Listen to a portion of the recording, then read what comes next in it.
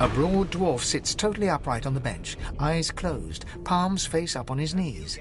His beard is a cascade of meticulous plaits, each one braided through with golden medallions. He raises an eyebrow as you approach, but doesn't open his eyes. Listen up, Ghetto. You hear that? No. The ship, of course. A wave of sound washes over you. The unintelligible chatter of your shipmates, the groaning of wood from floor to ceiling, the boom, crash and complaints from the sea itself. And? A calming sort of sound, isn't it? Where there's talk, there's health. That's all you hear, though. Listen close. There now, just like that. Squeak! Aha! His eyes snap open as his countenance breaks into an expression of joy. One great paw claps you on the back. The other catches you before you lose your footing. There, you heard it, didn't you? I knew it. I knew it. Aye, this is good news, Ghetto. Good news. It's the wheel. The wheel. Don't you see, you beautiful idiot? Squeaks whenever the helmsman jerks it clockwise, which means we're heading east. Burn my beard. That means if we've been travelling for, yes, only 10.34 nautical miles to Fort Joy. There's nothing else I can... Captain, actually. And that figure tells me we're getting close to the Joy. Close to what lies beyond it, too. The dwarf leans back from the table and strokes his beard, gold medallions jingling merrily. His eyes roll over to you. That'll be all. Thank ye kindly, Ghetto. That has the Magister's more concern. He continues stroking his beard, a beatific smile on his lips, and doesn't acknowledge you anymore. If you'll be pardoned. When I want you to attend... I know you can.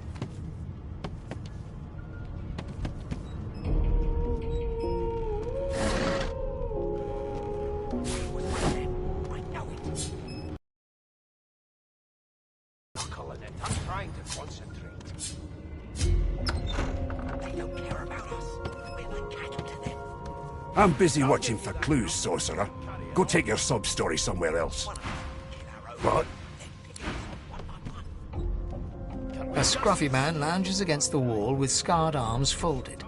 A sly smile playing on his face, he stares across at the Magister guarding him. Noticing you, he straightens and beckons for you to come closer. Watch your back, new fish. There's a murderer on board, and I'd bet 3 months' pay it's this tramp Ifan. Rolling his eyes at the Magister's warning, the man named Ifan beckons again. He leans in and adjusts your collar with a sharp tug, balancing its weight so it no longer presses unpleasantly on your neck. He winks. Pinches less that way, right? Hocking a phlegmy gobbet in your general direction, the sullen Magister settles back to his task of glowering at Ifan. And now, you. We used to know each other, more's the pity. I was his commander many, many, many moons ago. Isn't that right, Vic? Standing far back from Ifan, the tight-faced Magister draws one finger across his throat in an elaborate fashion, but says nothing. Ifan grins, flashing pointed white teeth. Same as he was at 14 years old. Only difference is somebody gave him a bigger sword and now he's Johnny Big Pants. No. The dead man, Finn, is it? I'd no business with him. And I wouldn't put a man down without good reason. He glances over at Magister Victor, who's staring back at him with pointed intensity. Damn shame sheer annoyance isn't reason enough. Long story. Maybe I'll tell you about it in the Joy. Away from interested parties. The Joy, I've heard a lot. Nothing good. No surprise there, since Bishop Alexander runs the show. Ringmaster himself. Easy now. I might think the same, but Vic here will blow a blood vessel if he hears you talking like that. What are you conspiring about over there? You! What's your name? Oh, don't mind him. Vic's just got a bee in his bonnet. And that bee is me. Name? Magister Victor looks at you suspiciously, then scrawls something illegible down in a tiny notebook. He scowls at you as he stows the notebook back in his voluminous robes. Away with you, at once. Ifan performs an elaborate pantomime of keeping quiet, one finger in front of his lips as he leans back against the wall. One of us will kill our own. Ifan raises his eyebrows, but shakes his head at your attempts to communicate, glancing...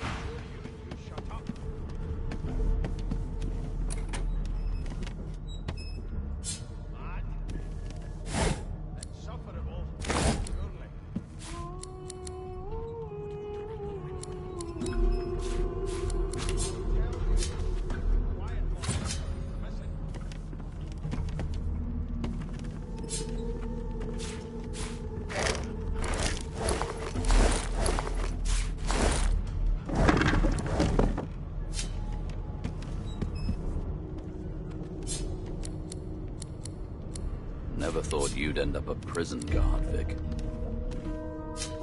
That right? I always knew you'd turn out rotten, then Nest. Your kind always hung closest to our divine, like wolves around a campfire. An elf sits tucked away in a dark spot, lazily rolling dice onto the surface of a barrel. They sound like the dry cackling of an old witch.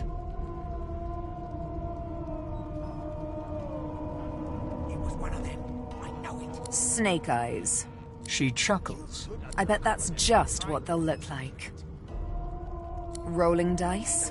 Deciding fates. Don't worry, honey. It isn't yours. She looks you up and down with the merest hint of a coy smile on her lips. Never say never, though. She eyes you quite seriously. Not the future, no. But I can read the past in flesh.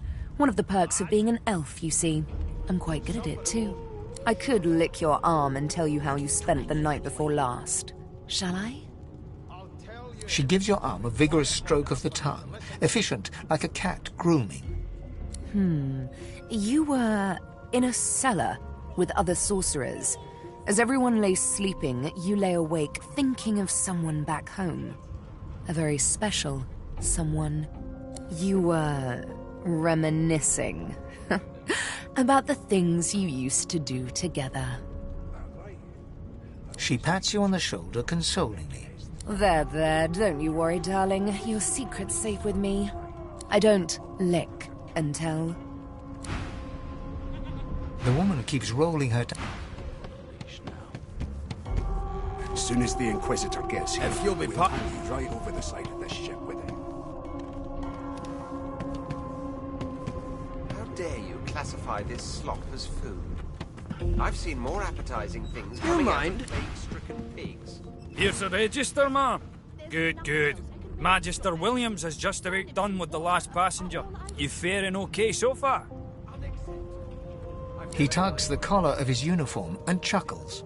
Sorry you're upset, ma'am, but we all wear what we wear for a reason. There has been a murder.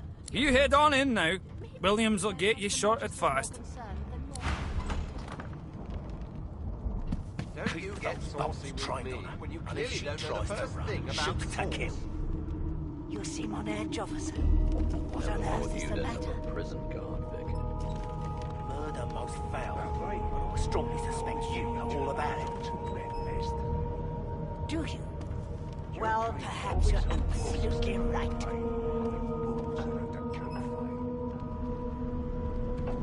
Well, you've got this wolf on a leash now. Standing at the center of the room, you spot a sorcerer haughtily eyeing a pair of nervous-looking magisters. They keep their crossbow trained upon her as she's being interrogated by an officer. So you admit it then? You murdered that poor fella? Yes, I did. But of course that was only the beginning. She turns her head and looks you straight in the eye. There are others whose lives must end. Good God, the woman's mad. You there, sorcerer, go and fetch Magister Siwan. We need to do more than collar this maniac. We need to shackle her, hands and feet. It means your journey draws to a close. Do stick around for its finale, though, because She reaches for her collar and simply removes it. I'm just about to create a scene. Subdue her, men, quickly! If she casts source, the Voidwoken will come. They'll end us all. She smiles with wicked satisfaction. Precisely.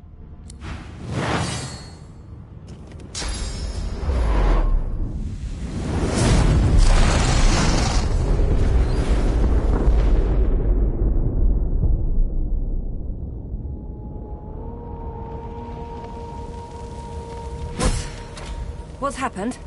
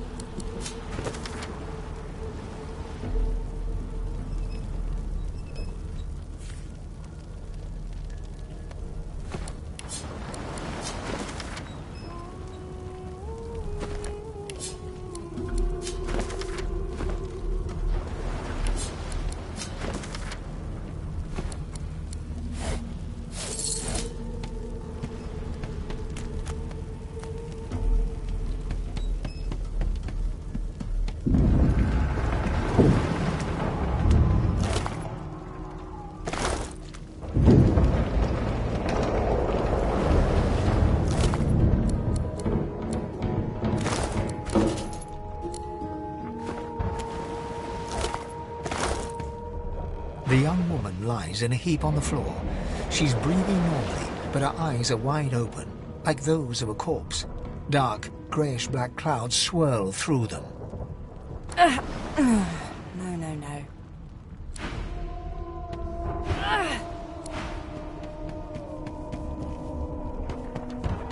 Staring into a nothingness, like death.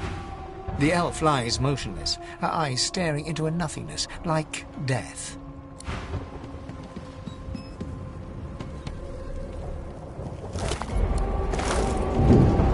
Ifan lies motionless, curled on the ground like an animal. Under his shaggy hair, you can see green eyes fluttering as if in a nightmare. A low whine escapes his lips. His eyes flicker open, but he doesn't register your presence at all. Lucien. Ifan cries out, then his eyes fall closed again. No matter how much you shake him now, he cannot be roused. Ifan lies motionless, his eyes... Lucien.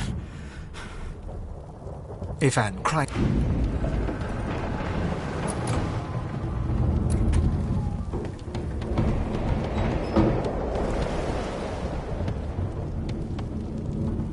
Oh! What happened? Must have been the turnips. Water? Wine, for goodness sake! Oh! The lizard's eyes close as he slips into unconsciousness. You shake the lizard by the shoulders, but you're unable... The dwarf lies in a heap on the floor, his great beard twisted and tangled around him. He is stock still. You can't see if he's living or dead. The dwarf lies in a heap on the floor, his great... The dwarf, you hear a faint thud, thud, thud. He's alive, but only just.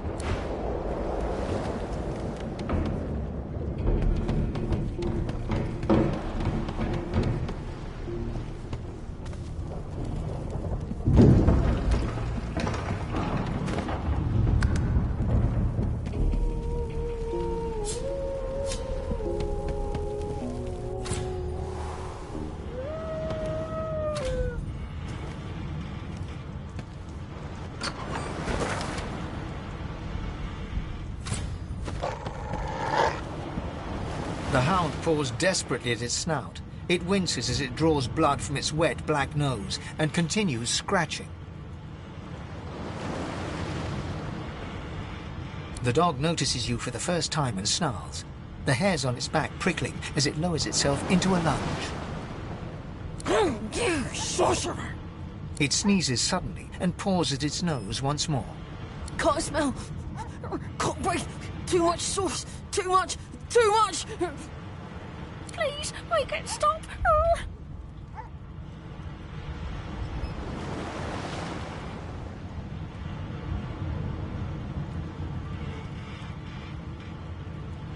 The hound sees you reach for your weapon and growls, baring sharp, white teeth.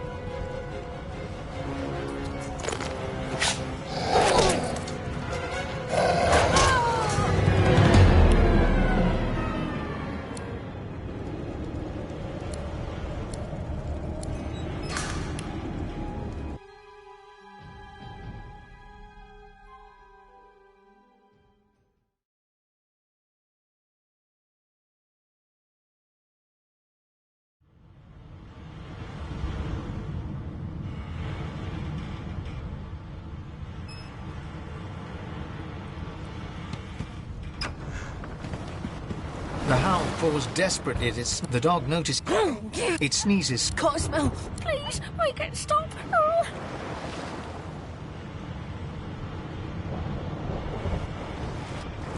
Too much. Too much. Can't smell. Can't breathe.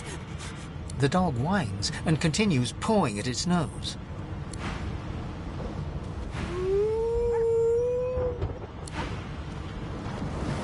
Damn! That doesn't bode well. Onwards and upwards.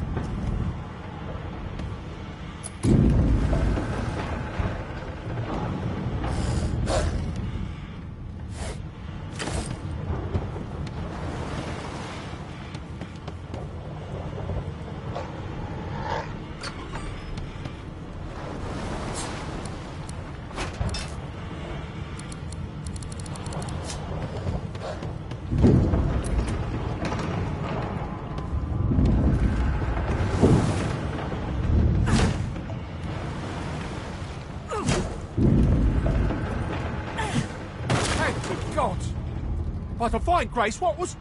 He eyes the collar circling your neck and reaches a hand towards his blade. Another sorcerer! The Magister's companion doesn't blink, frozen in place at the sight of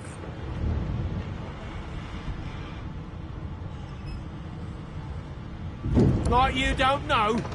Mutiny! Did that witch fix your collar too? He whispers loudly to the other Magister. Don't just cower there, Rix! Take out your blade! Rix grabs his sword, which shakes in the rhythm of his trembling hand.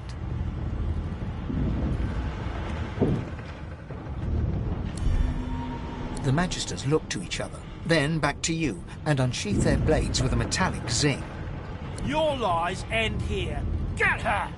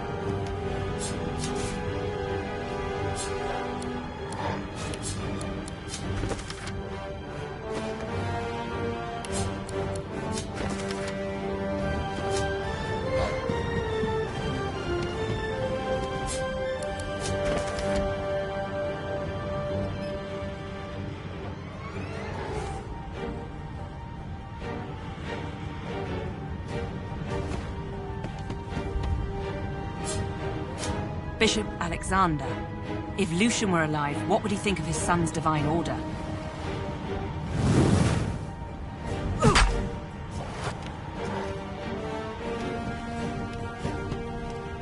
And you thought Rivellon was flat?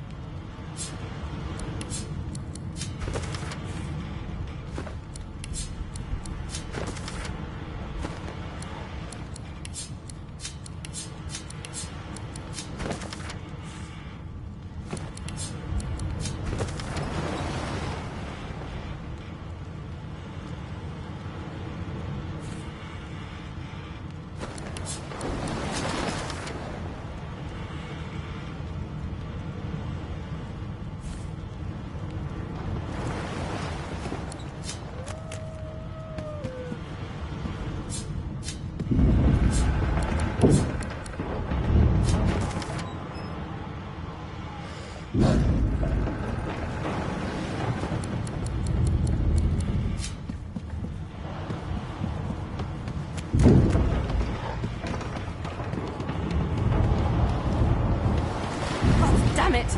Need to get off this wreck, and quick!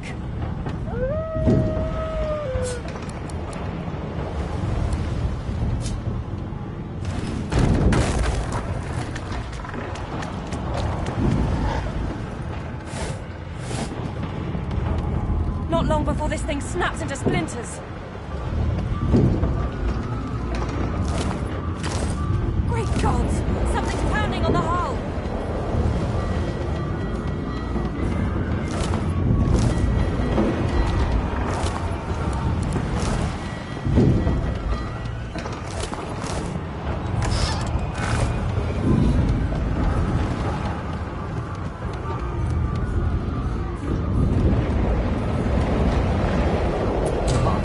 Was painted recently, judging from its pungent scent. You don't recognize the symbol, but it's clearly warning you away. You press your palm against the door to open it. The wood feels neither cold nor warm, but simply grey. The color drains from your hand, and you are left numb. It doesn't budge.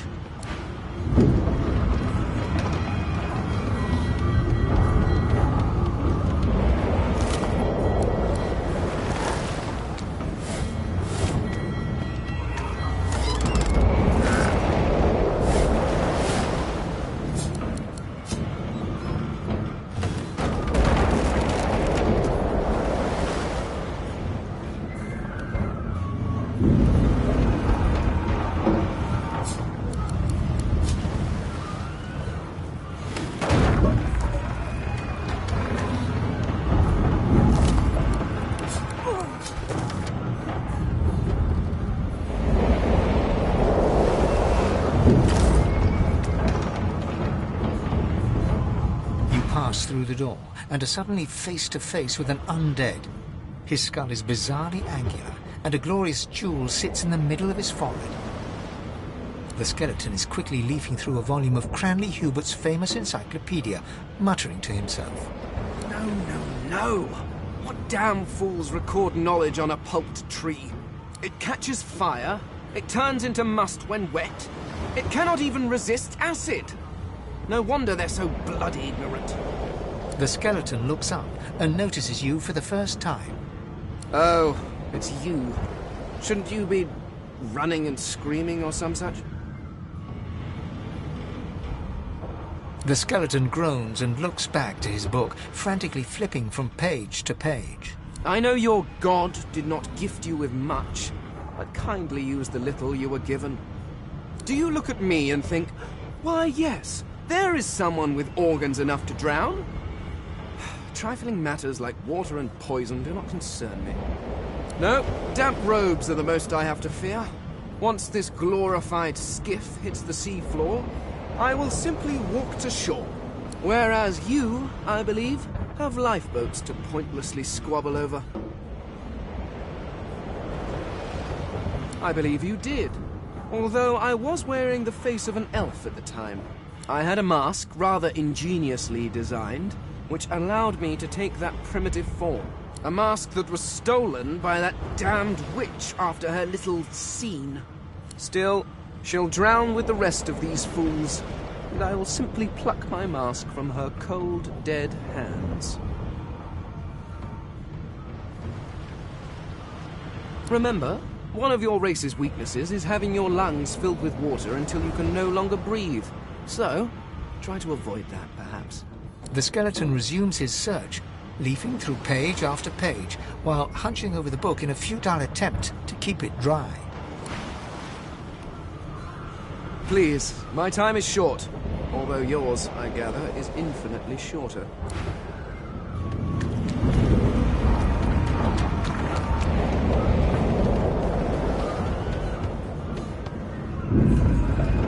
The moment you touch the door, your belly goes hollow and your skin the door groans open. But an ashen shadow clouds your mind.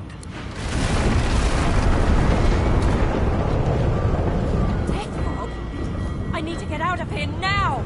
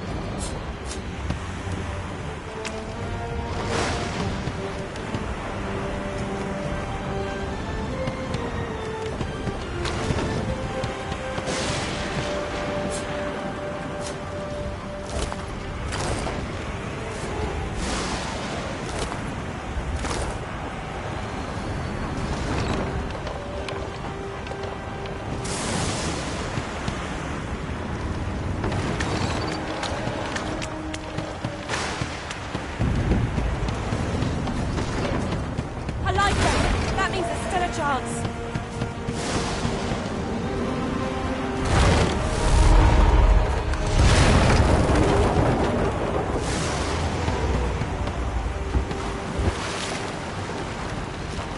Shut your trap, kid. Children and dwarfs first, just like the old stories say. The dwarf yanks at one of the nearby ropes to no avail. You said there were other people down there. We need to help them. You see those tentacles, kid? It's time for getting the hell out of here.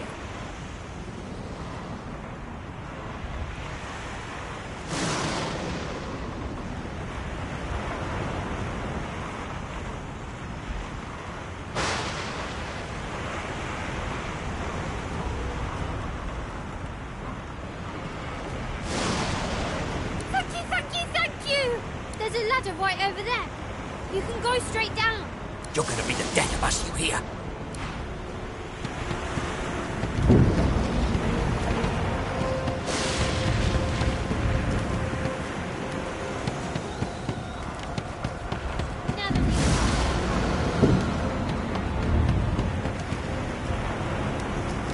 Wait, where are the rest?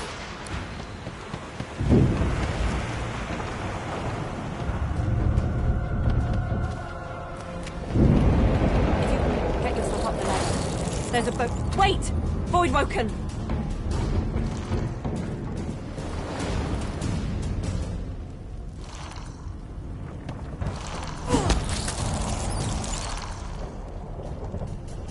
These beardless bugs won't sink the ship on my watch.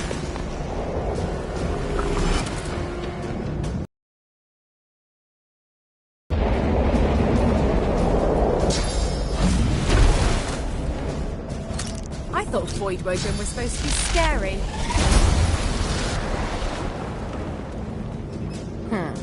Let the games begin.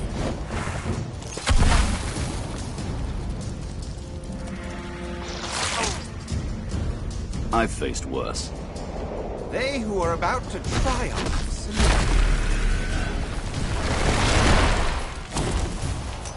Prepare yourself.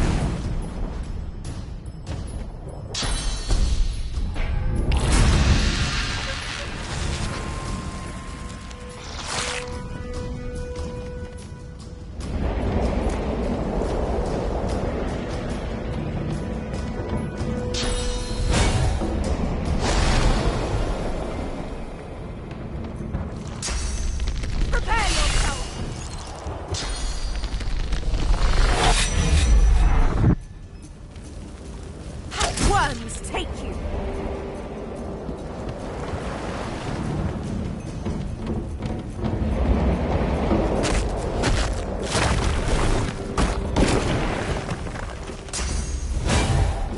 Glory is mine.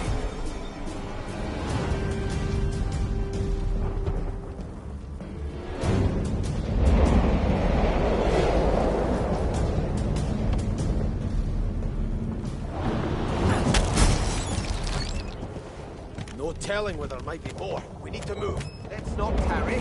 This old tub is about to burst. Let's head above decks for some air.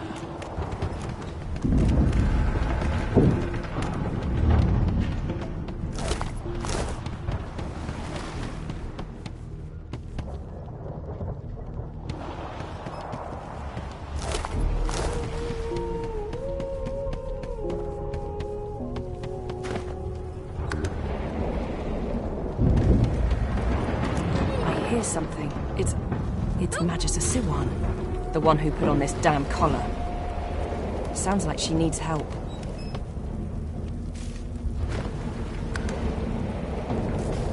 She tries to speak, but can only gape as she clutches her neck, trying to stem the bleeding of a gushing wound. With jagged movements, she raises her clenched fist and holds out a length of cloth, soaked with some kind of strong-smelling tincture. Blood quickly soaks through the cloth. Magister Siwan's mouth opens and closes, her eyes wide in terror. It's working. The pressure is stemming the flow of blood. Siwan clutches your arm, her eyes locked with yours.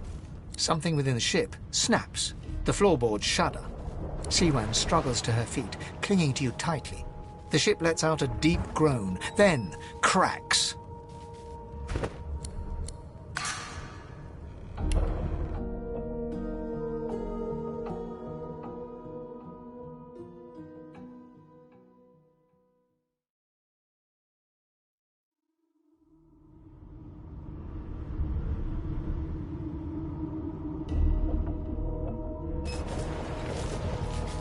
She tries to speak, but can only gape as she clutches her neck, trying to stem the bleeding of a gushing wound.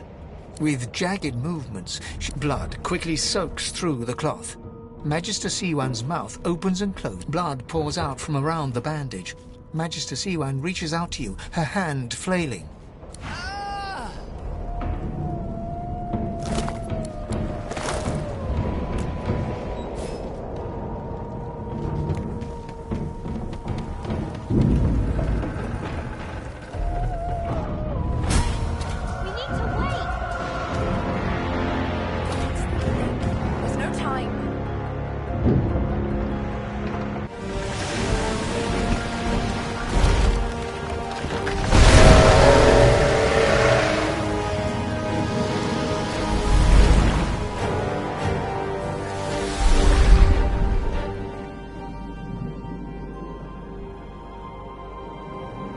I have plans for you, child. Rise.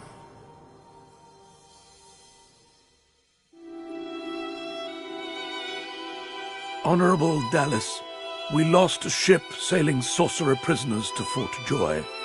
We assume some escaped and broke their collars. Their vile magic lured the Voidwoken. All who were aboard are presumed dead. Yours faithfully into eternity, High Judge Oriven.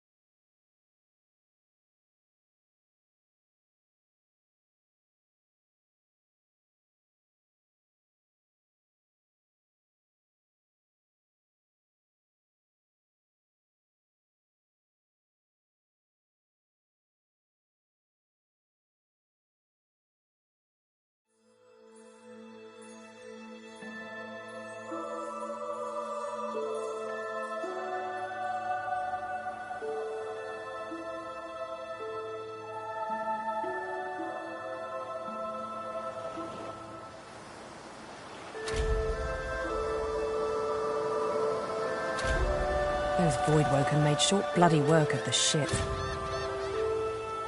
Am I the lone survivor?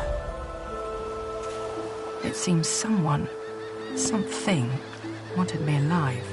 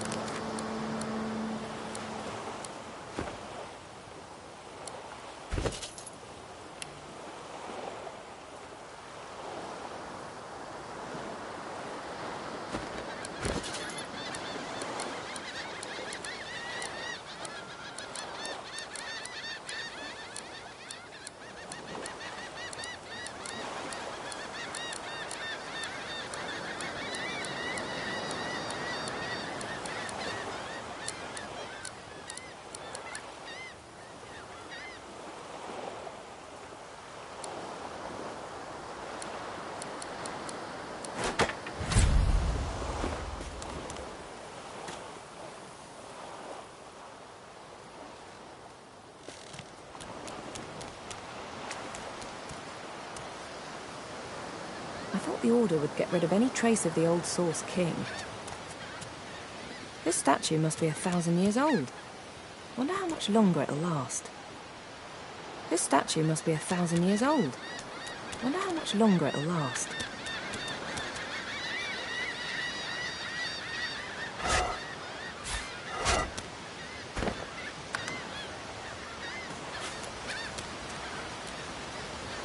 The child has a small mirror in his hands. He holds it up at angles, inspecting his eyes, his chin, the crown of his head. He spots you, and his arms snap to his sides. I'm not supposed to talk to strangers. Why?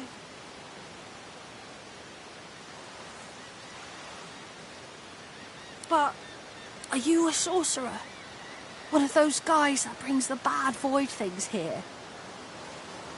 The child looks at you straight on, unafraid, searching your face. He lifts his mirror to his nose, closes one eye, and looks at himself again. I don't see any source on you or me. I guess they're wrong or crazy.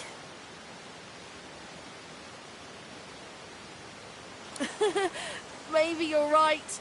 At least they don't mind where anyone goes. They know we can't leave the island, and it's a lot nicer out here than outside. They're gone now. The Magisters took them already.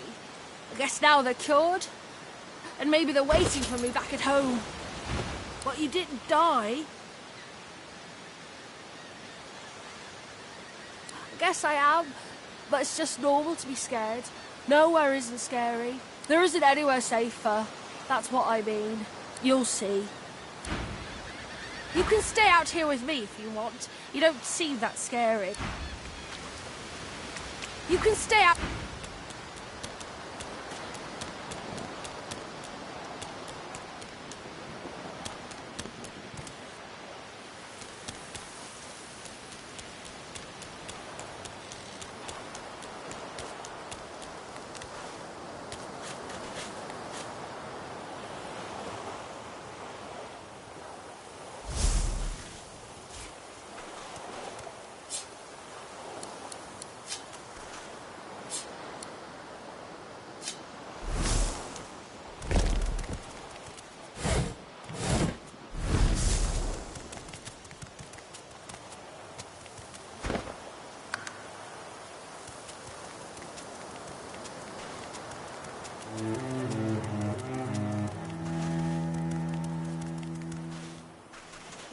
Voidwoken.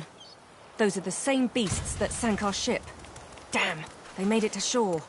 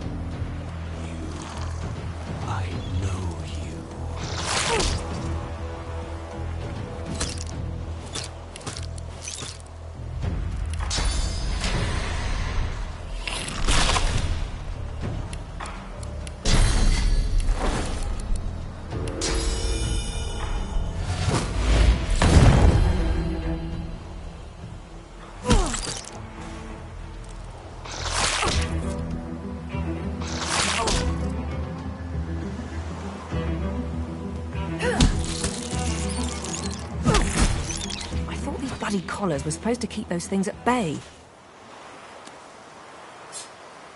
Drowned and eaten by a Voidwoken. I wonder in which order.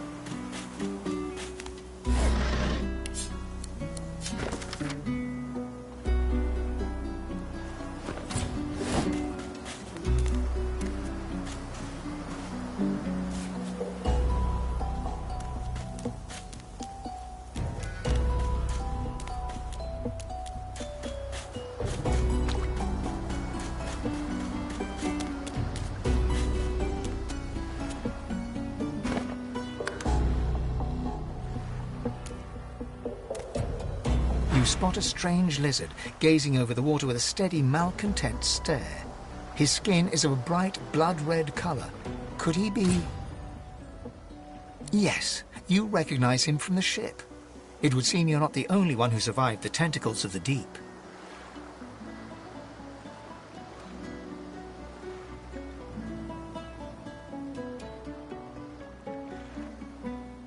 The lizard turns about with the graceful ease of a dancer, or a duelist. You lock eyes with his, two smouldering embers that sizzle your very soul. Yes, I imagine you do. You're made of sterner stuff than I first gave you credit for. Chances are I wouldn't have survived the shipwreck had you not returned to the aid of your fellow passengers down in that dreadful hold. You have my gratitude. Hand over heart, he salutes you with a bob of the head. More than a nod, though less than a bow.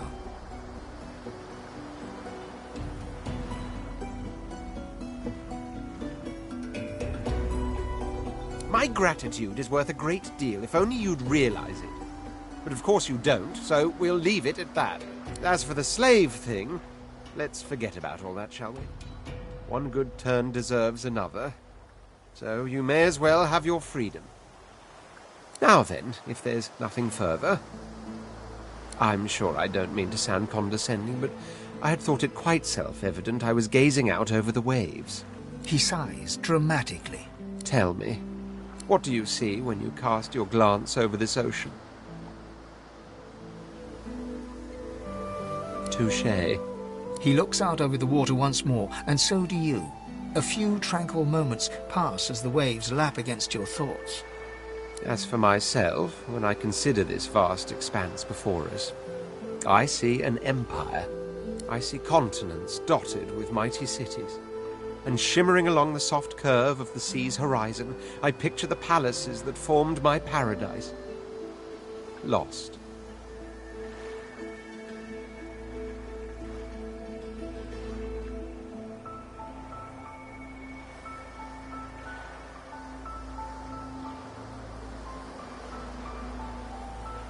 Yes, but these weren't castles in the sky, were they? Quite obviously I was musing over the very actual empire that I lost. Suddenly, having all the air of being deeply offended, he stares at you with utter incredulity. Well, don't just stand there gawking like an ape at an abacus. Or do you really mean to tell me you don't know who I am?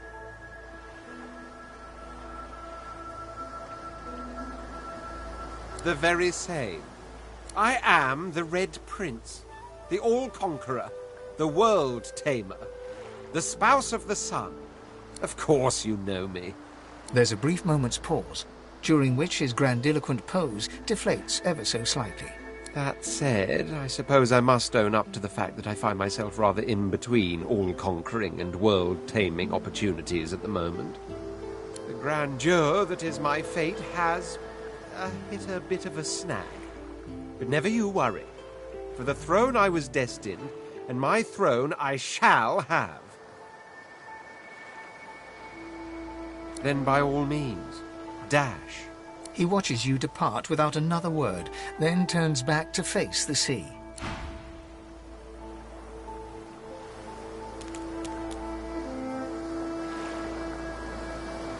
Yes, I'm still here, contemplating my throne.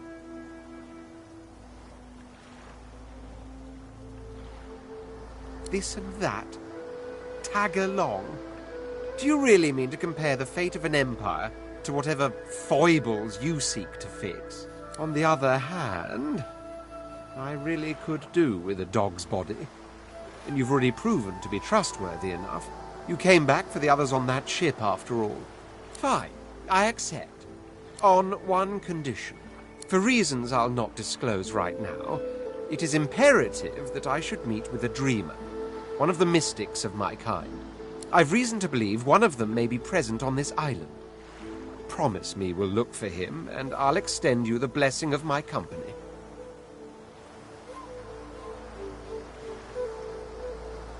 You do tend to beat around the bush, don't you?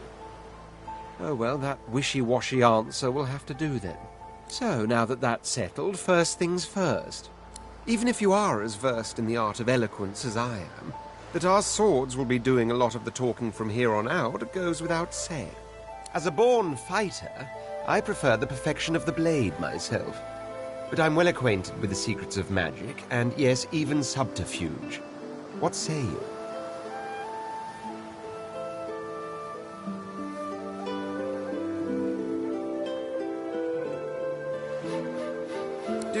Do not take my elegance as a mask for frailty. My blows shatter shields, and my thrusts pierce armor. If a warrior you need, the warrior you'll have. Wavering is a sign of weakness, so make your choice and stand by it. Finesse is a condition one should assume in any situation, from dining to discourse to dueling. What situations do you have in mind? Wavering is a sign of wizardry is embedded in my nature as deeply as the instincts to breathe and drink and mate. The dominion over fire suits me best, truth be told, but there is no school of magic I cannot master. Wavering is a very well. Onwards then to victory or death. The Red Prince nods and gives you a smile that wavers ever so delicately between courtesy and contempt. Now, as you're aware, you'll be travelling with a prince.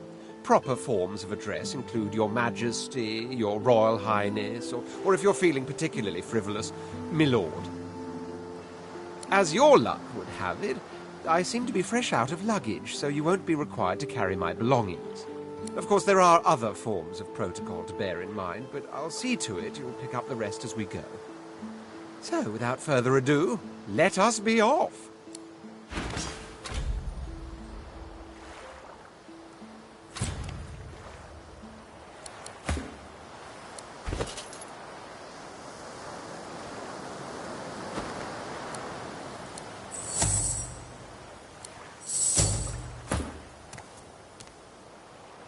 Deplorable surrounding for an agreeable conversation, but go ahead.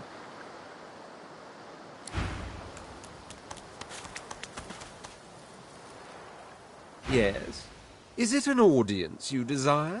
I intend to rule an empire one day, not a tiny outcropping in the sea, lording over gulls and guppy fish. To that end, I suggest we focus on the obvious. A farewell to Fort Joy and a hello to the mainland. Of course, I'd much appreciate it if we managed to find a dreamer first. As am I. A prince should die of old age or on the battlefield. Anything else could be construed as weakness of character. That said, I've the distinct feeling I wasn't meant to die today, for despite cast into the water, I sank. I drowned. But there was something in the water. A voice made of air that soothed my flooding lungs. There was sudden light, warmth, life.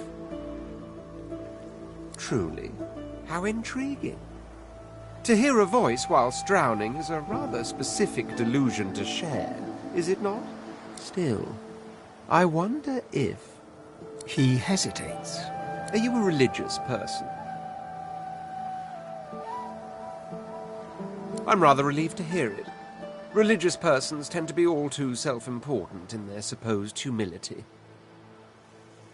As for myself, I perform the ancient rites of prayer and ceremony with a kind of languid indulgence. After all, when one is revered by many as a living god oneself, public deprecation would be needlessly self-important as well, wouldn't you say? There was a small incident which prompted my many rivals to move against me. Technically, they had the letter of the law on their side. Such a nuisance, the law. Quite necessary to keep the common in line, of course, but one such as myself it should exempt as a matter of course.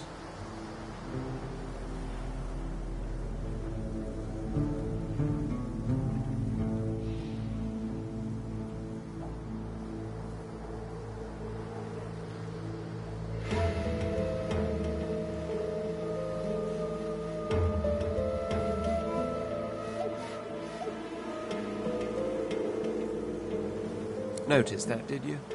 For future reference, if I don't answer a question, it's because I don't want to. I hardly know you as yet. Let's leave some mystery in the relationship, shall we? We can exchange criminal records later.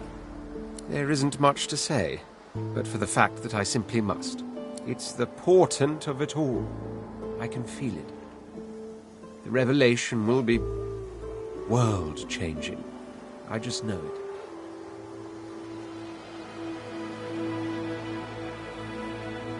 How you lack in vision. By the time I'm done, I will have real castles in the sky. As certain as the sun, such is my conviction. I will be, then grow beyond being. Deplorable surroundings.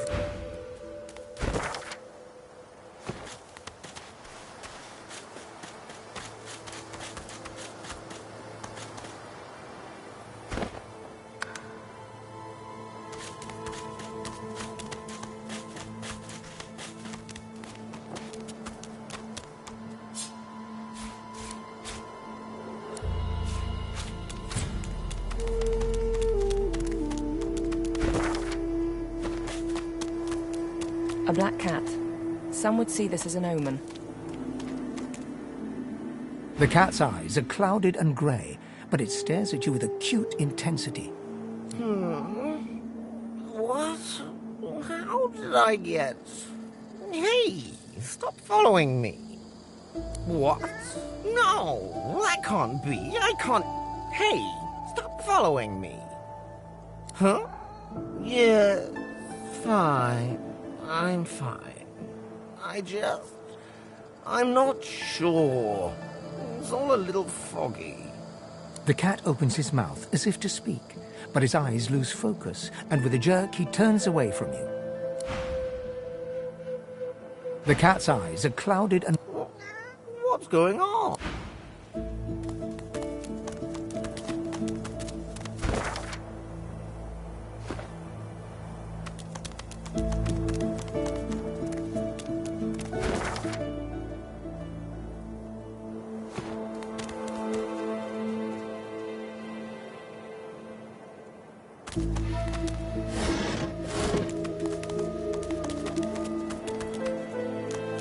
I wonder where this leads.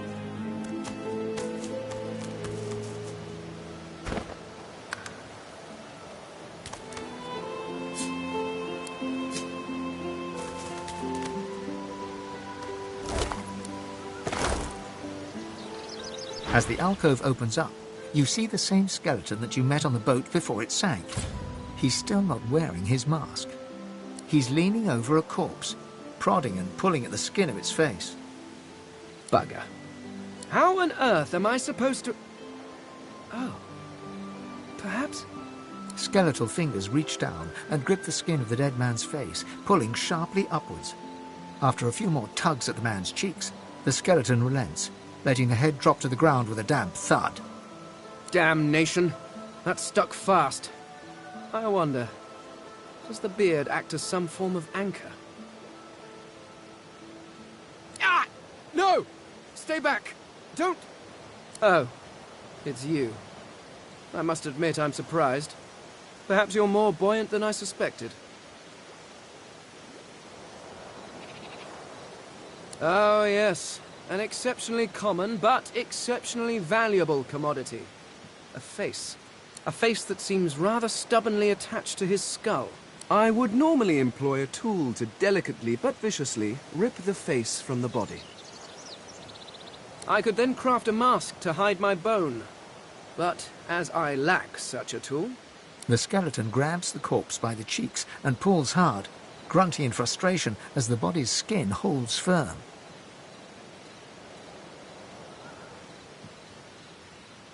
Carved? Please. You hardly think I am one of your breed, do you? You have never seen anything like it because you have never met anyone like me. Simply put, I am an eternal, and you are not. You have my sympathies. Indeed, no one seems to have the good taste to be. My people are rather absent, at least from this realm. As for the others, well, there is an excavation site at the Black Pit's oil fields. Perhaps there I'll find my answers. A cult? Hardly. We were a race that existed before the idea of race was needed. We were all one. I could ask you to imagine an Eternal as a creature of incredible intelligence and skill. But I fear the limits of your imagination would not do us justice. We studied the mysteries of the universe. We created works of great art. We disappeared. But I will find them. Wherever they are, I will find them.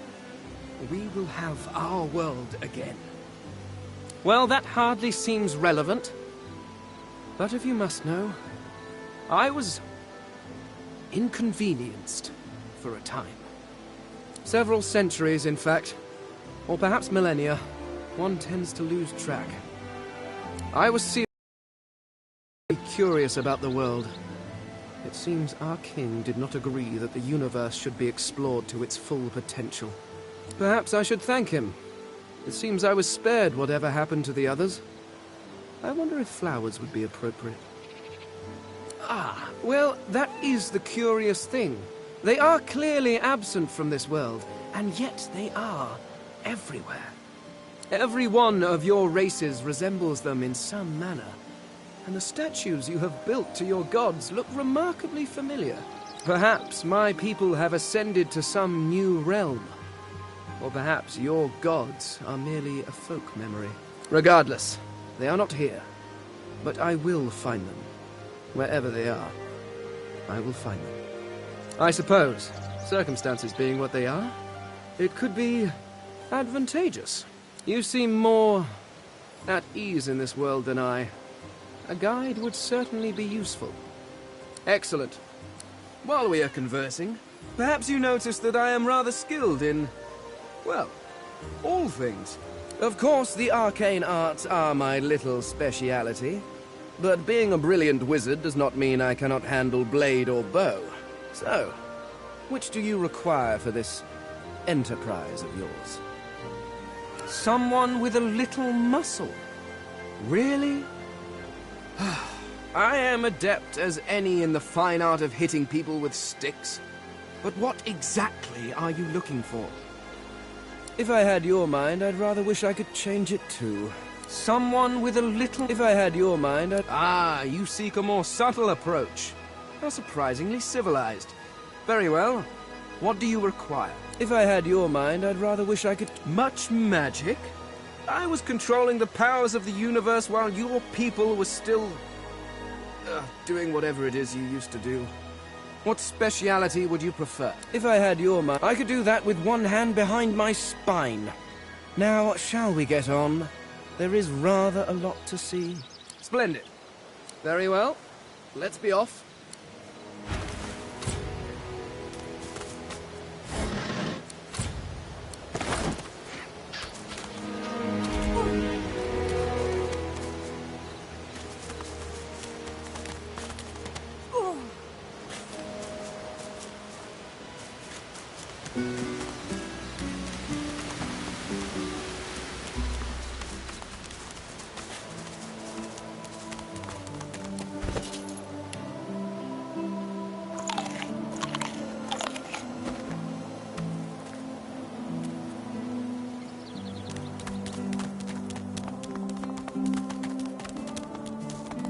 I've spotted something.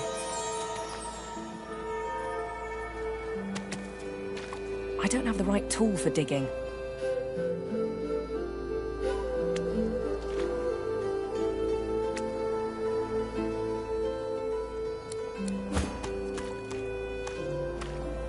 One must put in due effort if one is to reap the proper reward.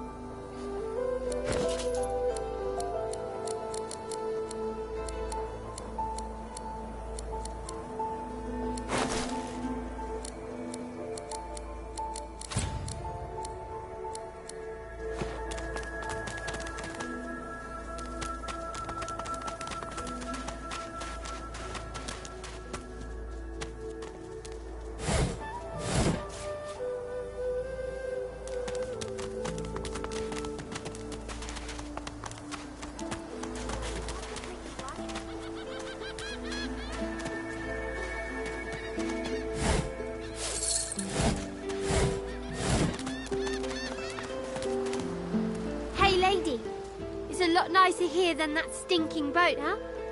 I'm sure glad you went back to save the others. Saw one of them wringing out their tunic at the shore a few hours ago. Say hi for me. I don't always want to talk. Can't I just play here with my shells a while?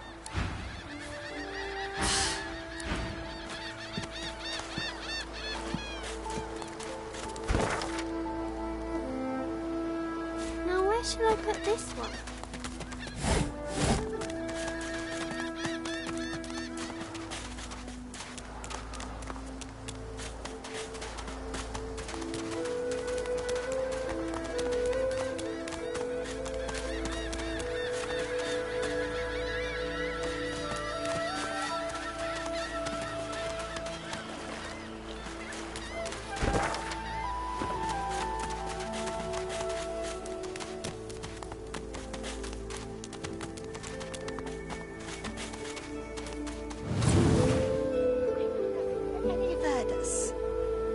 We already know the truth, Magister. Now speak. I am a proud loyal to the Order. I would not dream of subverting our cause.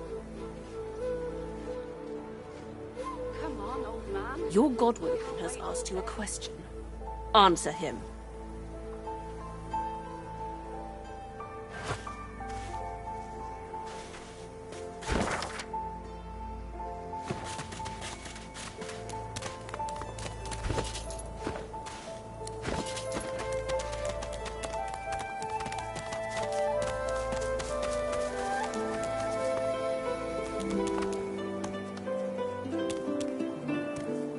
The cat's eyes are...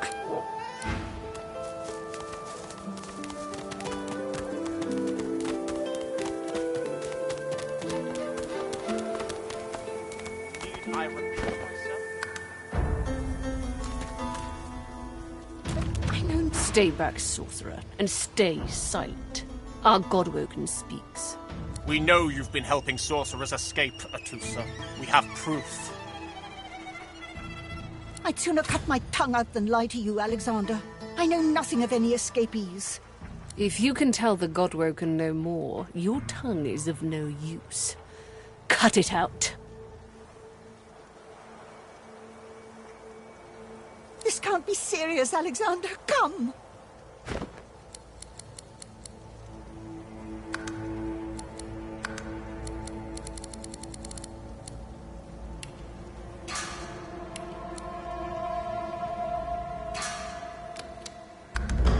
You should know by now to obey your superior, Magister, whatever she may ask.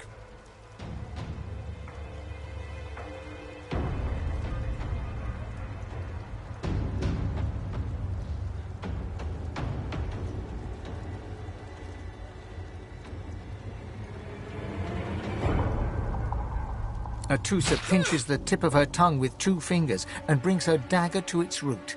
Her eyes squeeze shut. Drops of blood form against the dagger's edge and quickly fall to the ground. She groans. Stop!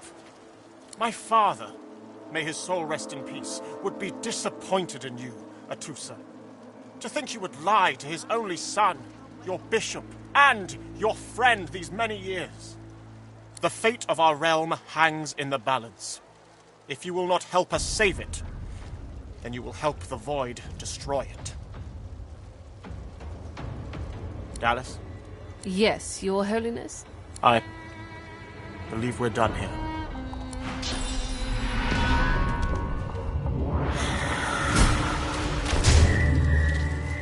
What a waste. Come, we'll be needed elsewhere. The Lizard Magister, or what's left of her, lies in a puddle of gore.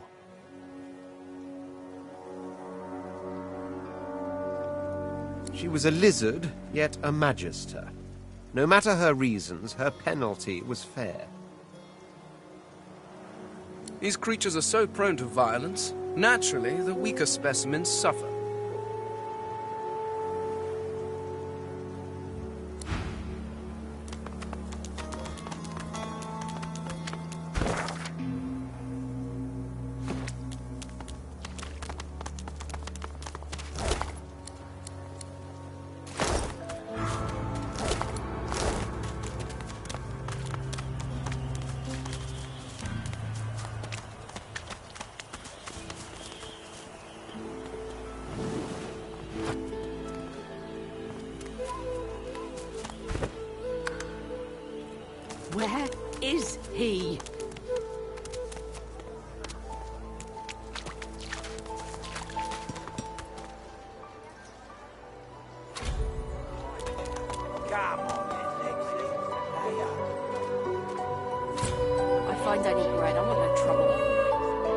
chicken or a brisket, all's the same.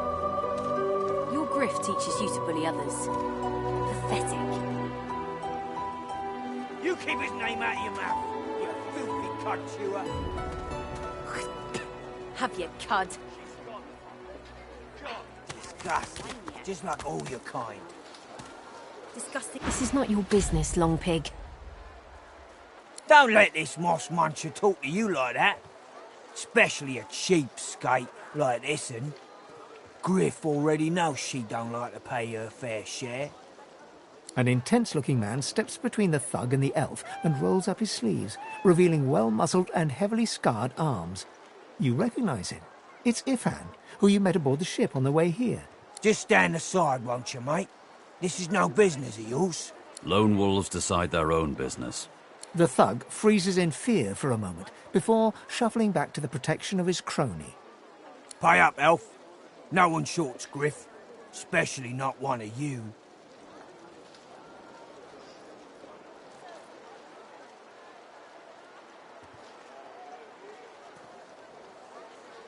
Everyone in camp's got to contribute. For food, for protection, no exceptions. Especially not for elves. Griff's orders. Food? Protection? I have neither. Runs the kitchen. Means he runs me, you, and everyone else in camp.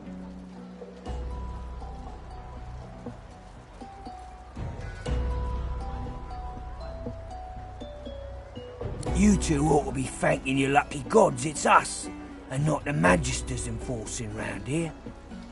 A fool never knows what they've got till it's well and gone. Now come on, elf. If you make me say it again, there's gonna be trouble.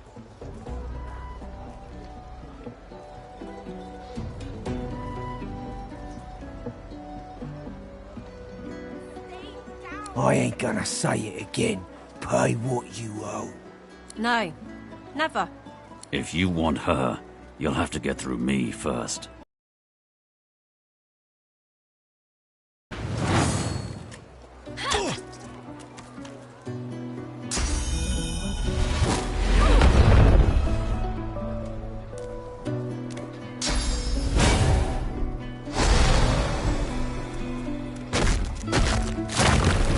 I'll yield to none.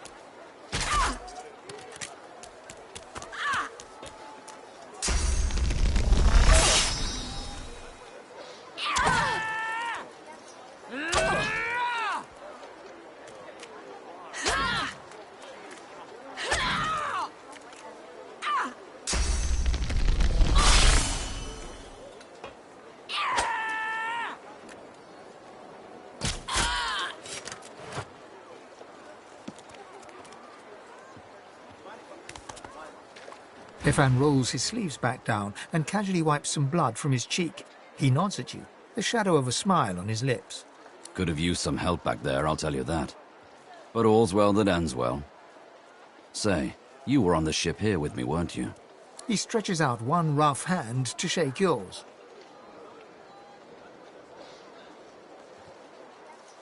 Suit yourself.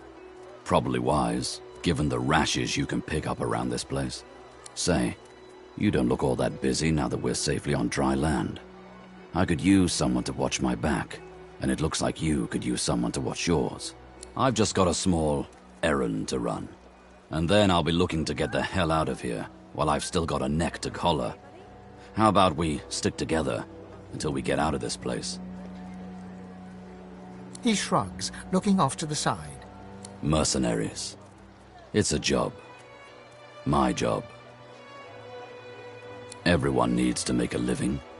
I make mine running errands. The little black cat trailing you hisses at him, hair raising a ridge along its back. Without batting an eyelid, the man rumbles a lupine growl. The cat hides behind your leg, mewling. He shoots you a flinty look, all teeth and peril. Lone wolves only share such information with friends. Are we going to be friends? He grins, sharp teeth glittering in the midday sun. So, before we hit the road, it's best if we decide battle strategies up front. Should keep more of our blood in.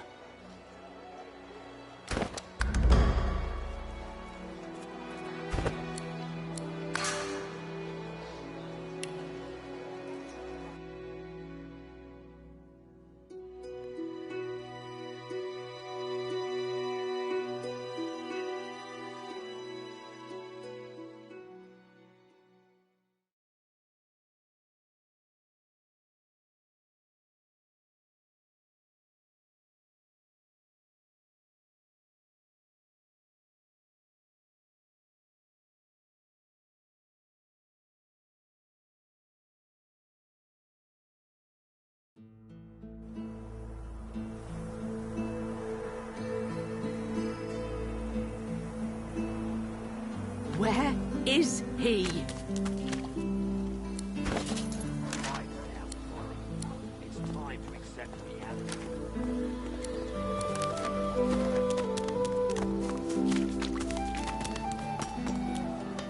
Come on then, Lexi. Hey up. I find only bread. I want no trouble. Bread or a brisket, toll's the same. Your grift teaches you to bully others. Pathetic. You keep his name out of your mouth, you filthy cud chewer. Have your cud. Oh, I don't feel so Disgusting. good. Just like all your kind. Disgusting like theft. Disgusting like threats. Great God, will you quit dragging this on? Plain that hard, Lexi. Just hand over the gold. I will not. This is not your business, Long Pig. Don't let this moss munch. An intense-looking man. Just stand the Lone wolves. The thug. Pay up, elf. No one shorts grift. Everyone in Food, protection. runs the kitchen. Means he runs me, you, and everyone else in camp.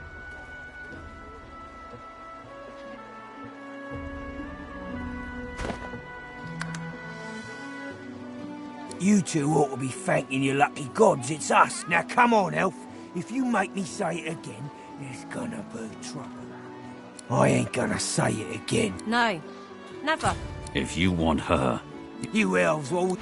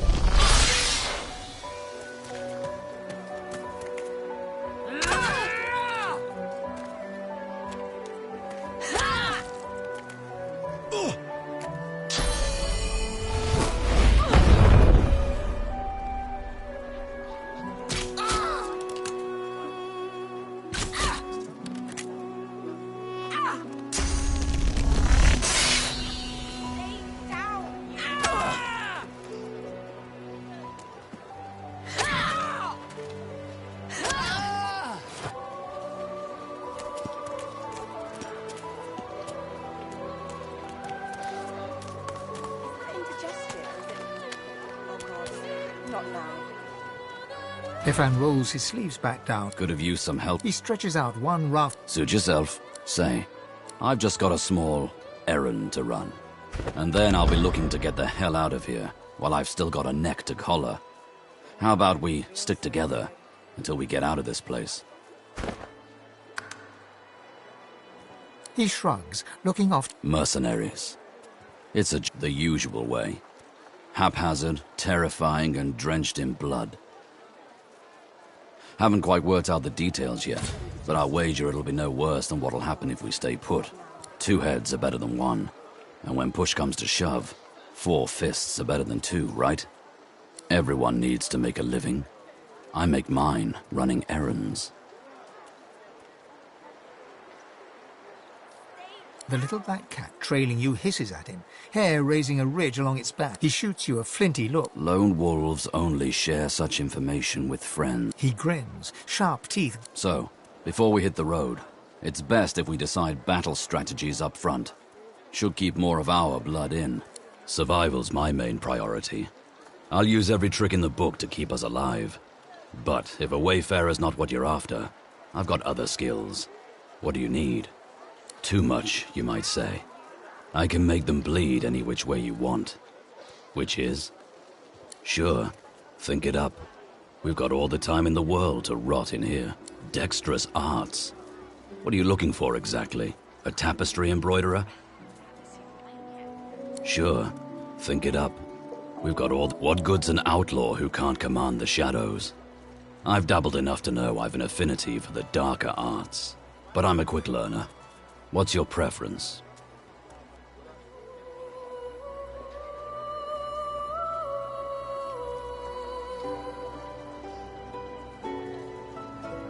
Sure, think it up. We've got all the time in the world to rot in here. Too much, you might say. I can make them bleed any which way you want. Which is? Can do. Onwards.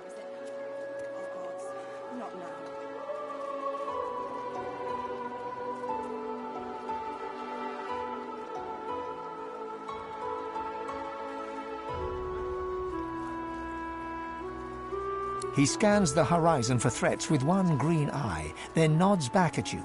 Right you are. Lead the way.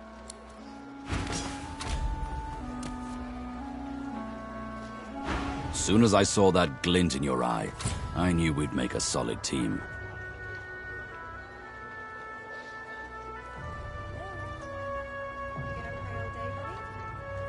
Well, I've got a contract to complete.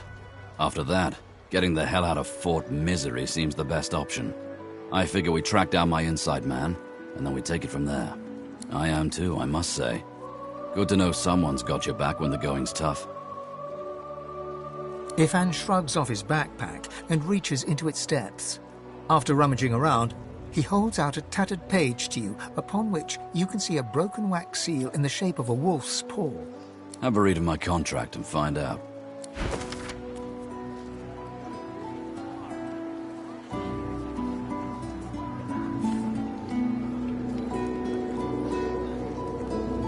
So, time to find this Boris fellow. You've read my contract. What does that look in your eye mean?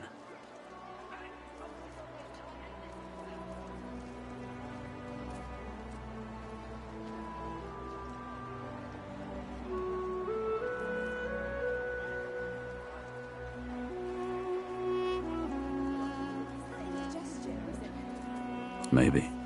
He sniffs the wind, gazing out across the dilapidated buildings of Fort Joy, as if looking for something.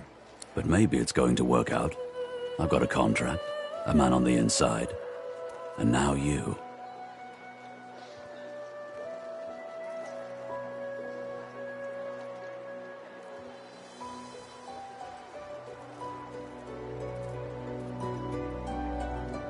Good to know. And likewise, with whatever errands of your own you have. Soon as I saw that glint in your eye, I knew we'd make a solid team. He freezes and shoots you a wary glance, looking for all the world like a wild animal caught in the lantern light of a racing carriage. Well, why not? Go ahead. Ifan begins counting on his fingers and muttering to himself. This goes on for quite some time. 43, give or take.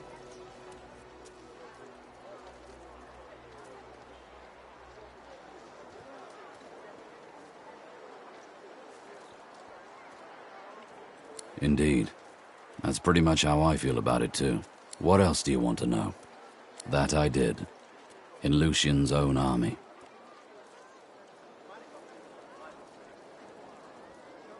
He presses his lips tightly together and looks away.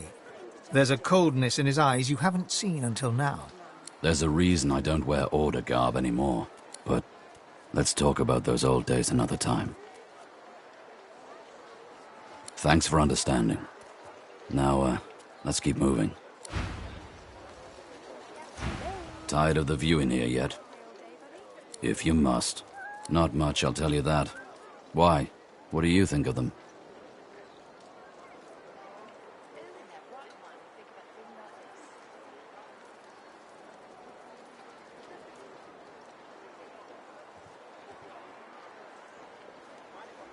Huh.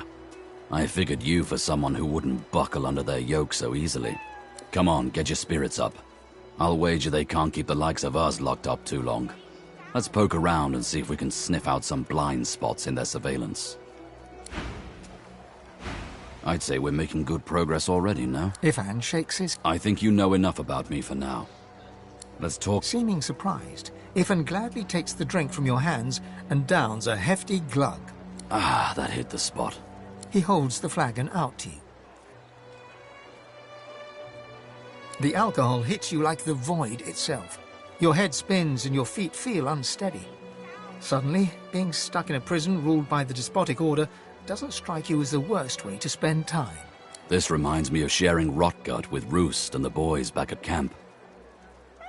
Wish they weren't so far. So tell me, if we weren't stuck here, what would you be doing with your time?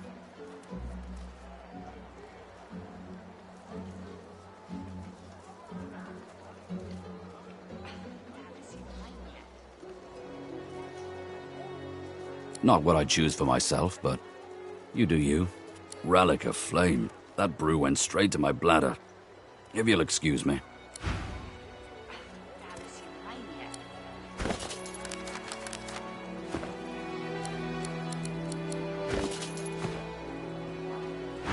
Soon as I saw that glint... Ifan tips his finger...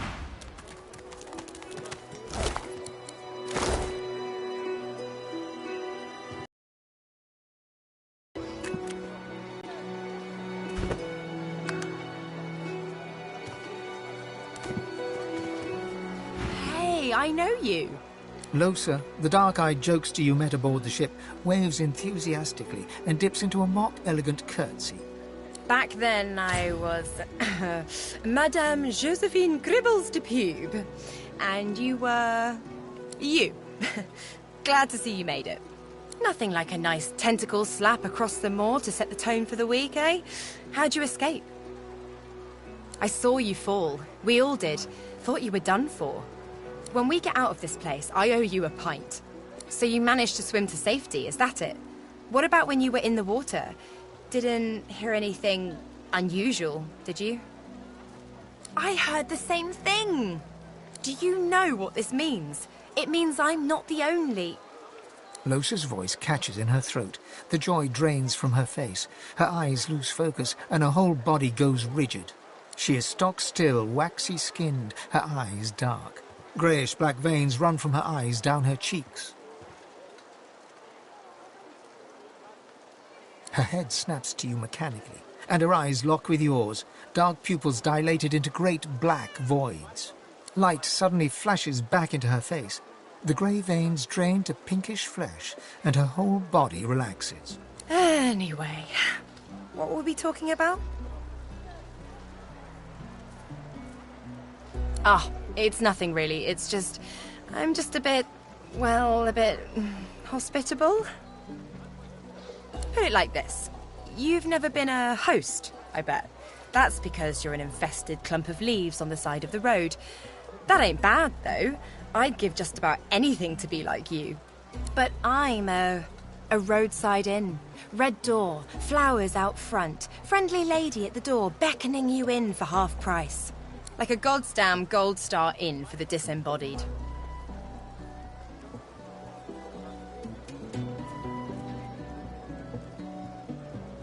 She gives you a searching look. You seem pretty well adjusted.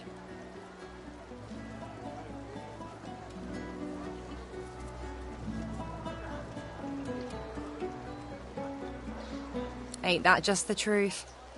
So, how are you enjoying the joy?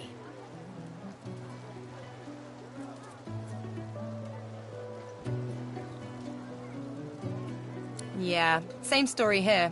Reckon in my case, they might actually be right, though. So, you want to check this place out together? Strength in numbers and all that.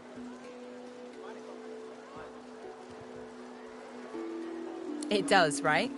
Before we head out, I've got more than a few tricks up my sleeve, so you'll have to pick which one I'll pull out if, when, push comes to shove. Lately I've been into the enchanting arts, but I can shoot, slash, summon, steal, whatever your little black heart desires. So, what'll it be? Sure. Bashing skulls, juggling them, all in a day's work. Let's get specific, though. I know the feeling. Sure. Bashing skull. I know the I'm not afraid of getting my hands greasy, if that's what you mean. What are you interested in exactly? I know the Don't know if you could tell, but mysticism's kinda my speciality. Let's get into the nitty-gritty while we're at it. What sort of magic are you interested in? I know the feeling. Sounds fine. So, we're good to go? Yeah? Hey, wait a sec. It looks like you have all the company you need. Maybe another time, when you're a bit more on the lonely side. Till then.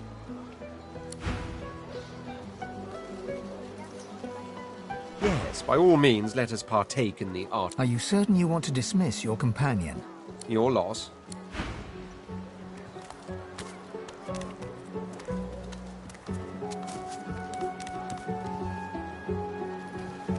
Hey there, old buddy, old acquaintance. Want to team up again? Well, that was easier than I thought.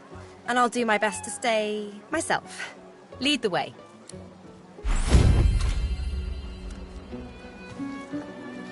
Hey. Hi. Easy. I'd say we get out of this place. Dunno how long they plan to keep us here, but I'd rather not find out. Ooh, so serious. What's up? Well, I was giving this concert up on Overlook Hill. There was a great crowd. They were really feeling it. But I guess it was too good. I had me a little sauce flare-up. Everyone went a bit, I don't know, wild. I snapped out of it before anyone got hurt, but the Magisters caught me backstage afterwards. At least I went down doing what I loved. Of course I do. What's your poison?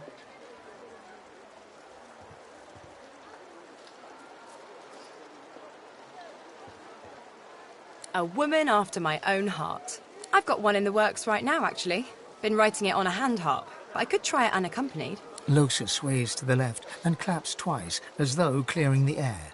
Her eyes flutter shut, lips set in a serene smile, and she starts moving to an inaudible rhythm. A faint hum moves with the rhythm low and clear. It sounds like a river, like a whistle, like nothing else.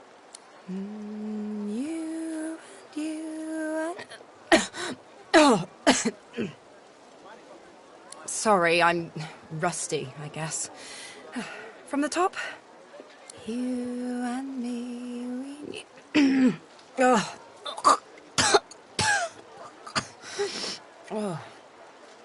I can't.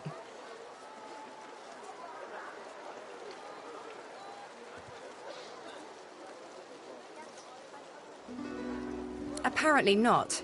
All the more reason to find out what it is and get it out. Let's keep moving. How very sweet of you to notice. I know, it's weird. One of the many side effects of the visitor upstairs. She drums on her forehead with 2 fingers, smiles grimly, and shrugs. They used to be blue. Oh well.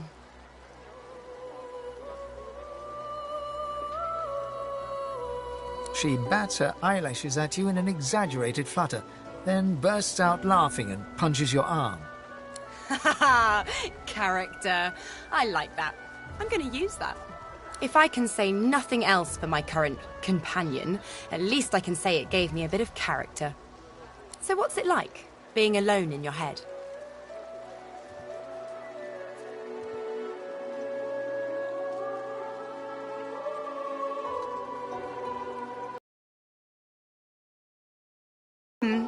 People say that. Nope. This one doesn't talk to me. It talks through me. You'll know it when you see it. Hey. Hi. Bow your head, please! If we chant the endless prayer, the next divine will ascend! Haven't you heard? Bishop Alexander, the divine's own son, is God-woken. He will ascend. He will protect us from this darkness.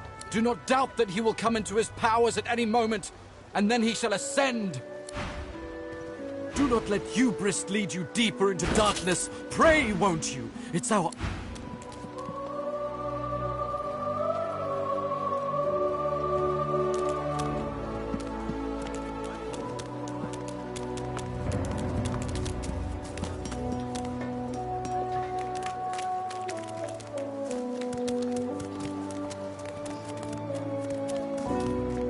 As you approach the blacksmith, you feel a bony hand on your arm. Fane leans in and whispers in your ear. If it would be acceptable, I have an inquiry for this human. It is of a personal nature. And if it would not be acceptable, well, that would render this entire conversation rather awkward.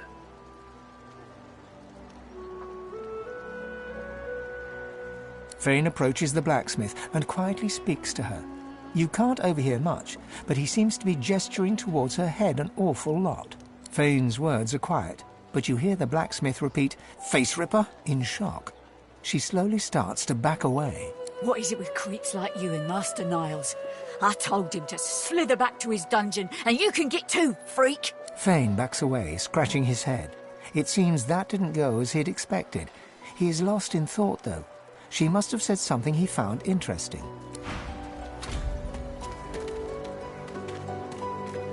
Is it not enough that you travel with? Go on then, bark away. Let's see if we can find any method in it. Well, I thought a brief swim in the sea, lying in the sun for a while, and maybe read a nice book. Or, perhaps, and this is just a thought, we could find my mask and escape this wretched island. Oh, I think of them as little as possible. As much, I imagine, as you think of gadflies that buzz about you. Not that there is anything wrong with you, of course, just that you're, well, not all that impressive.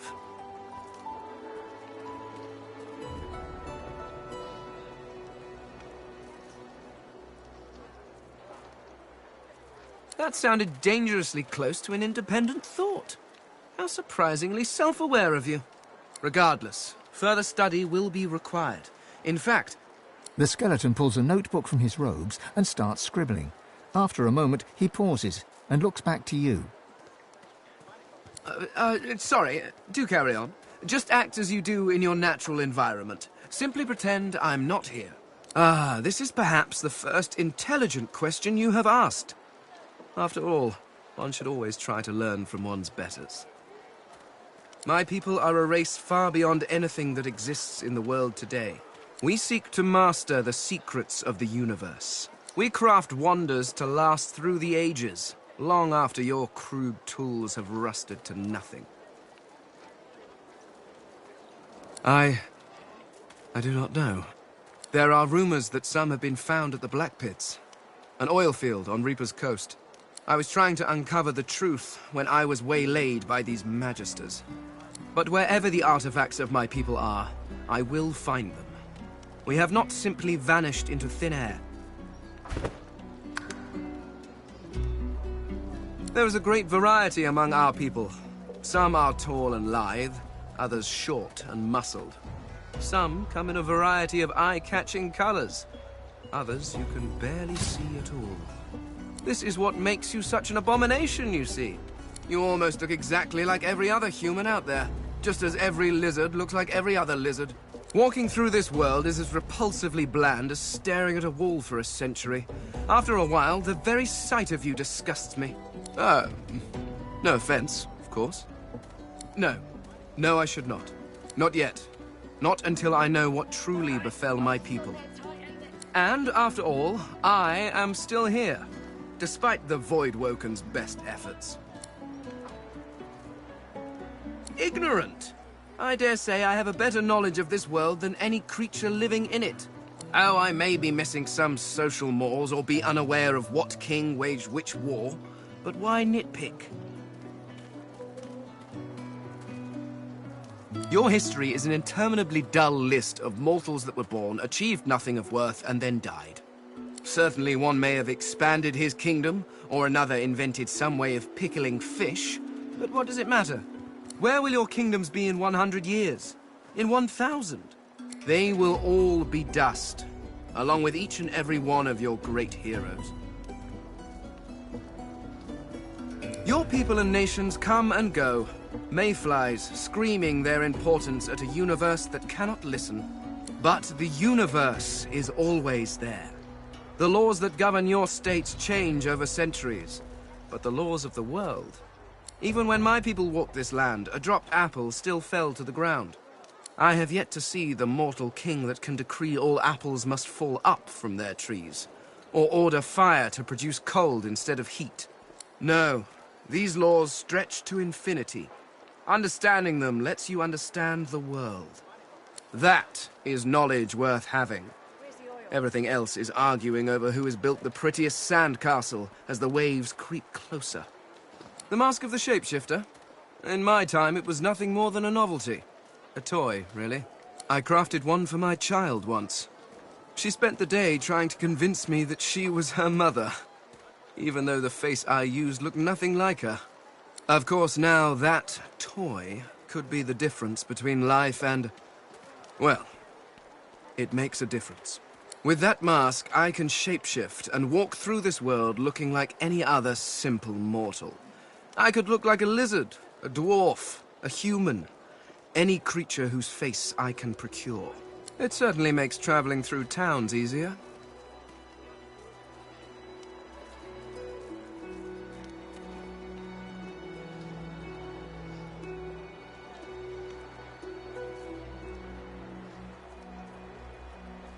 Oh, it's quite simple.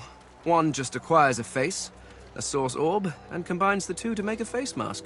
Combining several of these single face masks, along with a source orb, will produce a mask of the shapeshifter. Frankly, I'm amazed everyone isn't doing it. Fear? Please. Why would I fear these creatures? It's a practical choice, nothing more. Moving through this world is so much easier when you don't have to lecture some torch-wielding lunatics on the dangers of an open flame. Oh, of course there are. How many hundreds of thousands of you people have died over the years? Almost all of them seem to have been disposed of while still wearing perfectly serviceable faces. It's a terrific waste. Still, without the proper tool to remove the face from a corpse, I cannot take advantage of the many cadavers you're providing. So if you happen across anything that seems capable of ripping a face off a body, please do let me know.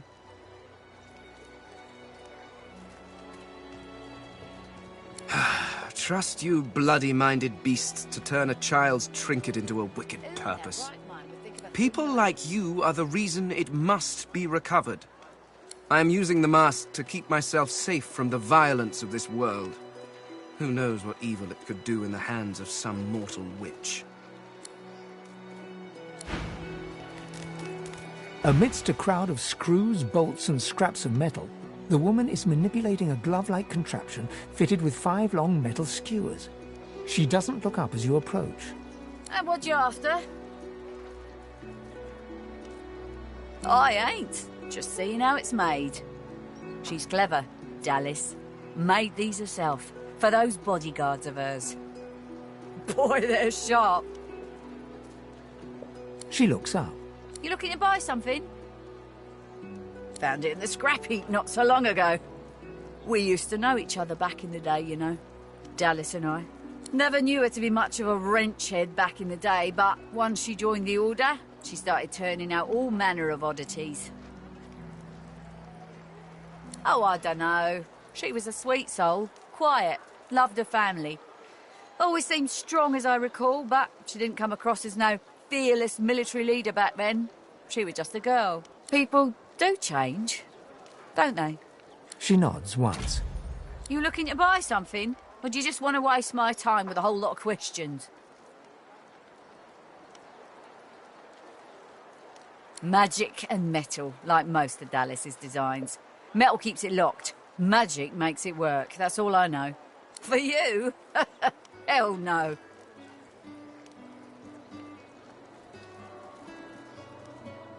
That's for me to know, and you to get out of my face. Buy or shove off. All manner of things. Have a look.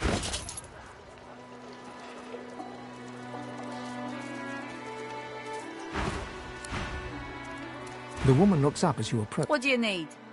Huh, the hammer got you cured. She nods once. Clever lasser? Oh, I dunno. She was a sweet soul, quiet, loved her family. People do change.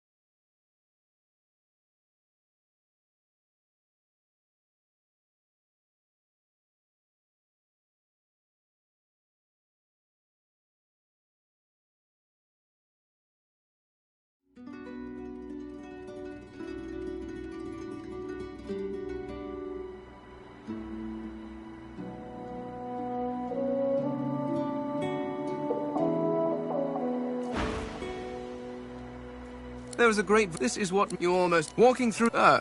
no, not yet. And, after all, are ignorant. Oh, Your history is an interminably certain... Where will your... They will all be dust. Your people... But even when I have yet... No, that is knowledge. The mask of the ship. I crafted one. Of course, with that mask, it certainly makes traveling through towns easier. Oh, it's quite combining. Frankly, I'm amazed everyone... Oh, of course, almost all... It's a terrific way. So if you happen across anything... Fear... It's a practical... Moving through this world is so much easier when you don't have to lecture some torch-wield... Amidst a crowd of... And what you after? I ain't. She looks up. You looking to buy something? Found it in the... Never knew her to be much of a wrench. Oh, I don't know. People... She nods. You looking to buy something? Or do you just want to waste magic for you? Hell no. Worthy is exactly the right word. You know, someone who's proven himself might earn my time of day. Speaking of, you haven't. So buy or shove off.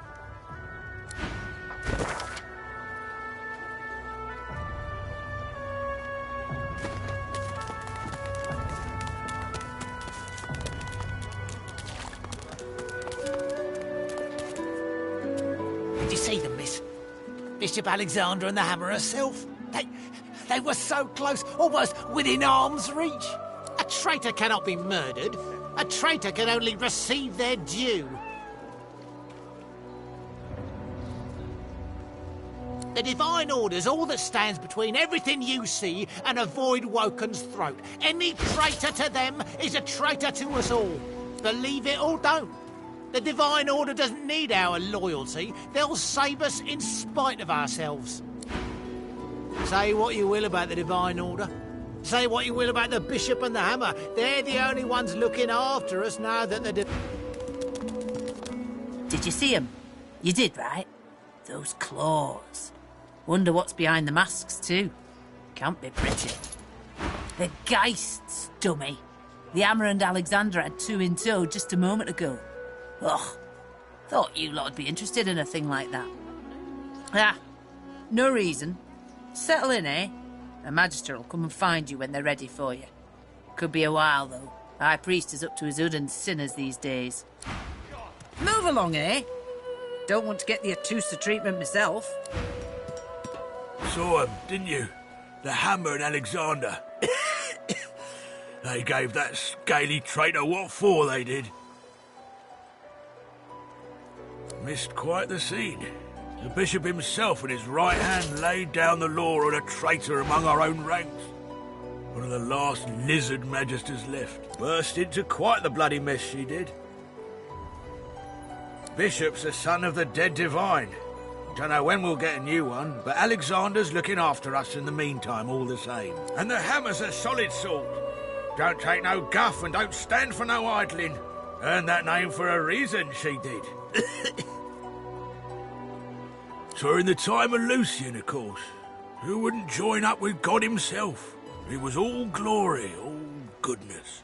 When we lost him, well, it only made sense to see his will through.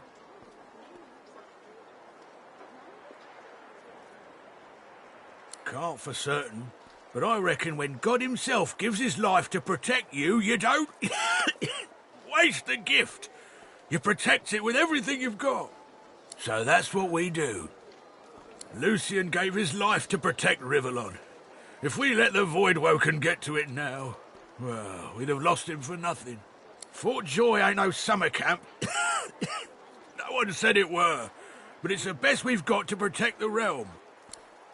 When you give up the darkness that's inside you, take your fault, it's there, mind, but it's there all the same. They're working on a cure for you even now. Got some good leads, so I hear. You can trust Dallas to take care of it. And once you're cured, your life will start again.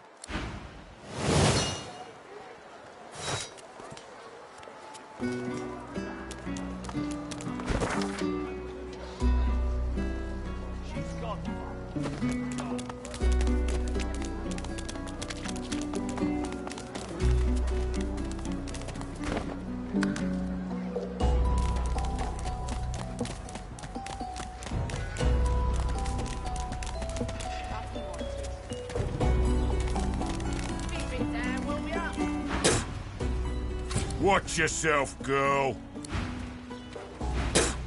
Watch it.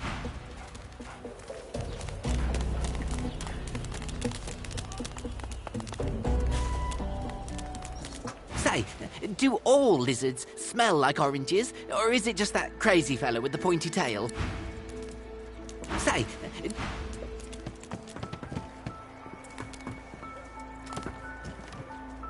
Amid the squalor of Fort Joy, you suddenly spot an elf with diamond features, regal and radiant, but cold too, and sharper than any knife.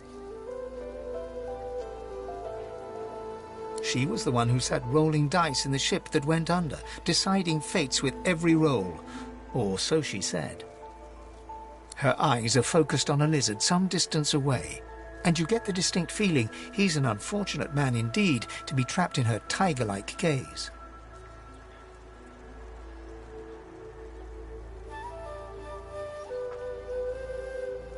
No sooner have these words left your mouth than she turns about and grabs you in a stranglehold. You feel the tip of a long needle being pushed a little ways into your neck. You caught me off guard. No one catches me off guard. Better tell me who you really are, or this time I'll let my needle do the licking.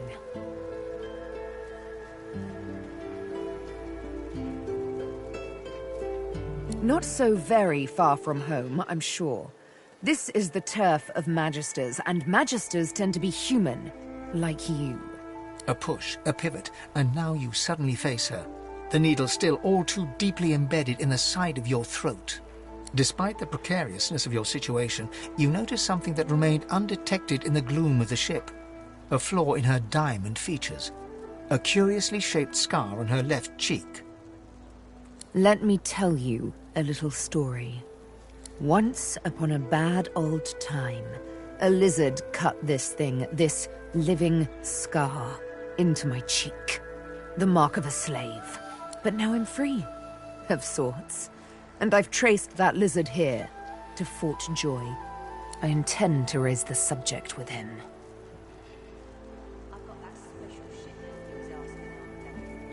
She drives the needle in deeper and whispers. In truth, it does not matter in the least who you really are. You saw me mark my prey. You could warn him, save him, or kill him before I get my chance.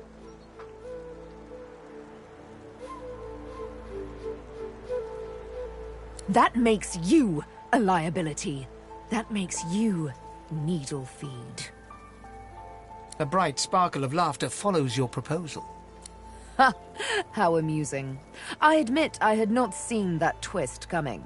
I was certain the pitiful begging was about to begin. Make your case and do it quickly. Why should I join you?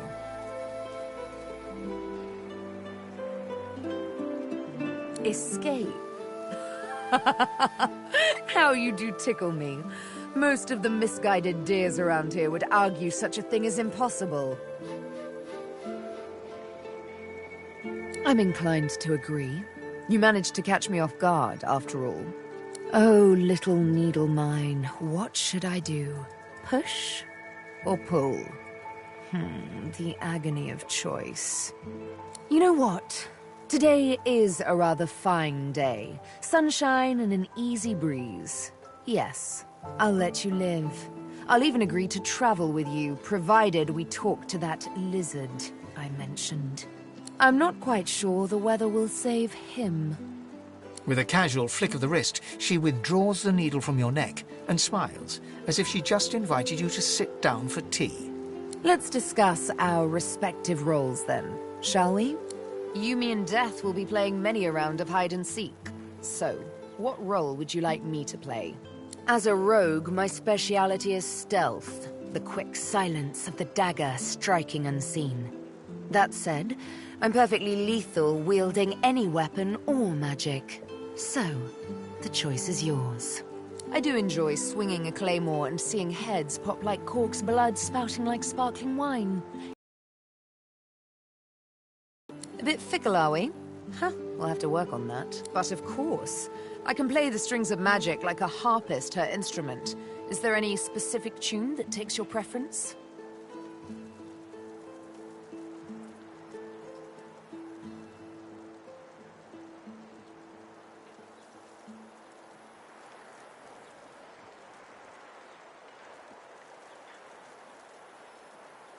A bit fickle, are we? My grace and finesse could make a cat's fur go green with envy. Go on, give me the details.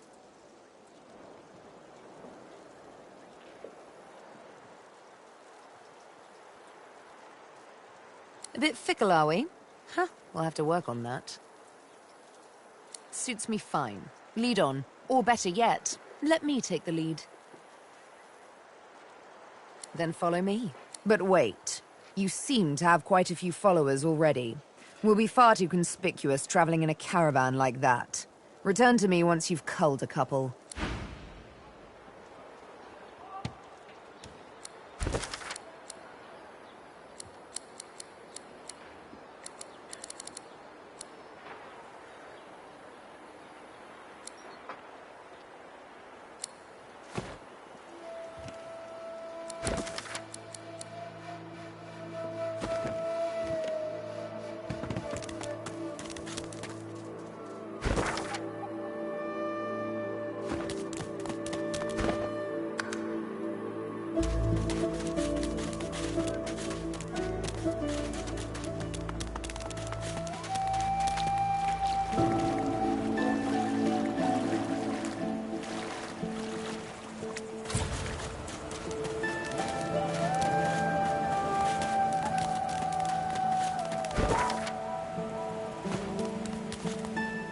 I'm waiting for someone, and it ain't you.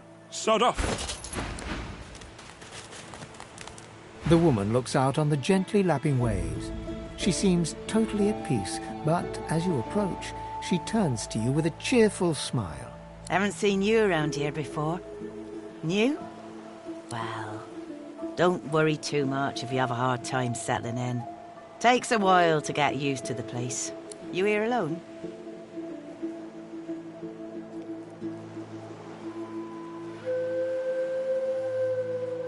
She gives you a long look. You think twice about facing this mean world alone, eh? Someone to drink to in the evenings. Someone to hold at night. If you've got those, you'll be all right. Some of us haven't got anyone at all anymore. Used to be I had a family. A husband and a little boy. We were healers. Source was in our blood. Then they brought us here. I couldn't stop them from taking my boys from me when they did. Reckon they were cured. Maybe even released. Don't know why the Reds didn't take me too. Now I'm just waiting for him to call my name. Waiting and remembering. Her eyes sparkle. Kind of you to ask. Stefan. He was my little one. Smart as a whip and no less wicked. And my husband, he was called Felix. He was an expert healer. Could fix a broken bone in a short minute. She talks for some time about birthdays, about Felix's prickly beard, about the skunk Stefan once dragged home for a pet. Joy radiates from her as she remembers. She places a warm hand on your shoulder. What a gift to think of them. I'd like to give something to you too. A family recipe. One of Felix's best. He'd be happy to know it went to such a warm soul. Take care of yourself. You hear? You're a sweet one. You remember what I said. No sense in going. I brought my own share of knowledge with me from the get-go. No sense in keeping it up.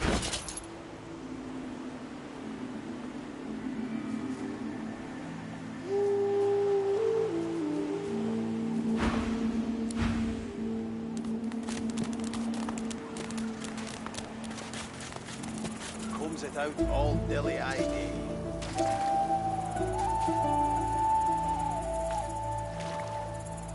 Hey. Hi. Are you certain you want to dismiss your companion? Are you certain you want to... Oh, really now? Well, well, well. I guess this makes us mortal enemies. For now, at least.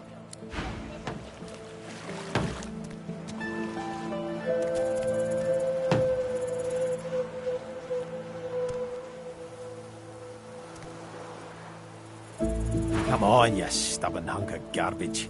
The dwarf's fingers clamp around a splintered chunk of wood nailed to the skeleton of an old ship. His whole body strains with the effort of wrenching the plank free, to no avail. Ah!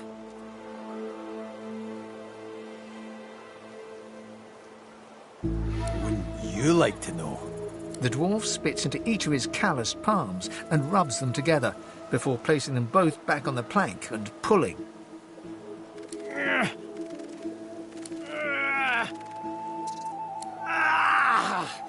Bleeding nail must be charmed or something.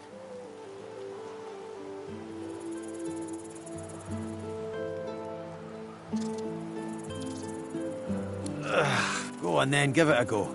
You grab the plank and pull. The rusted nail pops loose, and the plank promptly crumbles to pieces in your hand. Oh, look at that. Nice of you to finish the job after I loosened her up. He winks and flips a gold coin toward you. It makes a long, high arc, glinting in the sun, and lands squarely in your hand. For your trouble.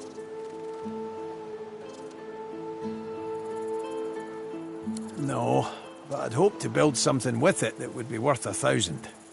Yeah, it were a fool's errand thinking I could make something out of this heap, but I couldn't help myself from trying. He sucks a finger and holds it up to the wind, testing the breeze. Winds like these, she would have capsized before she reached the break. Well, on to plan B. He gives you a wry look, as though deciding whether to trust you.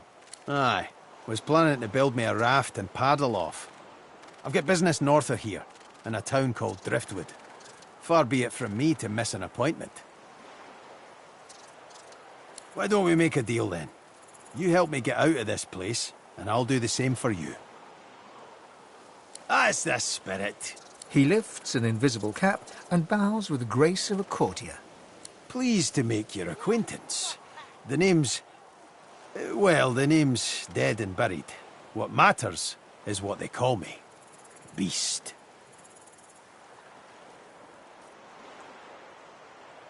Ha! Cheek, hand and bottom too. Let Queen Justinia plant a big old smooch on all three.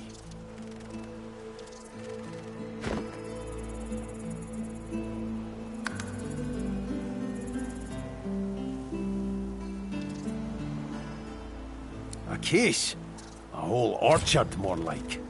Justinia went absolutely cuckoo with power, and it's the people who are paying the price. No sense getting riled up about it now. It's not about me, it's about... never mind. Anyhow, we're a team now, so the me is not half as important as the us. Let's get down to brass tacks. I've been up and down the realm so often it'd make your cabbage spin, and I...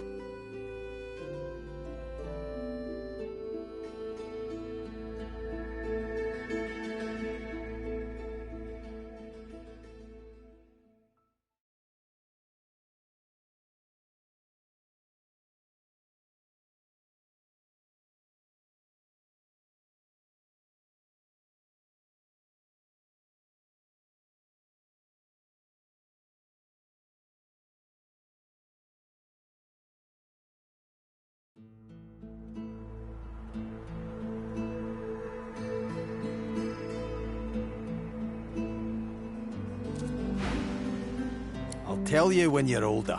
Anyhow, we're a team now, so the me is not half as important.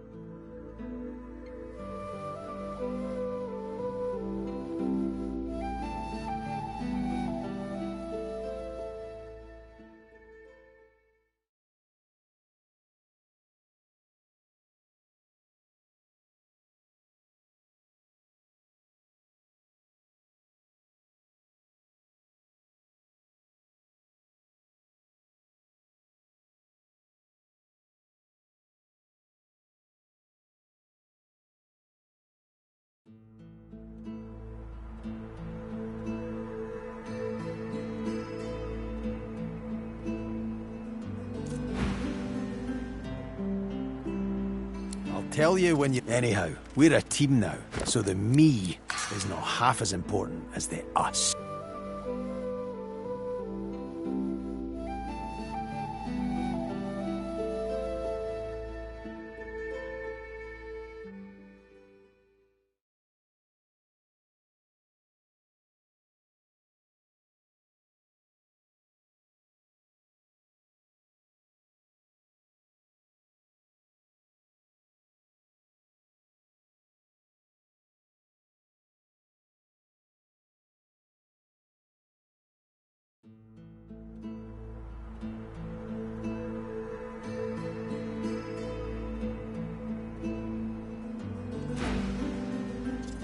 I'll tell you when you're older.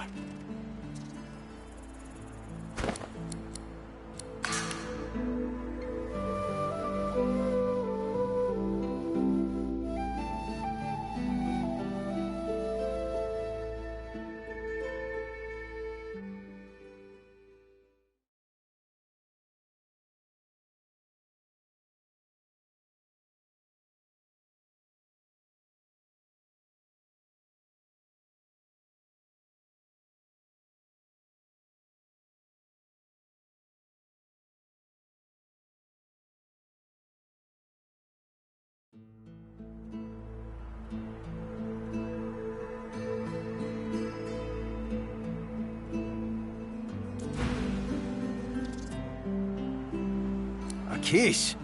A whole no sense getting riled up about it now. Anyhow, we're a team. Let's get down to brass tacks. Fighting, I mean. I've been up and down the realm so often it'd make your cabbage spin, and I picked up a few tricks along the way.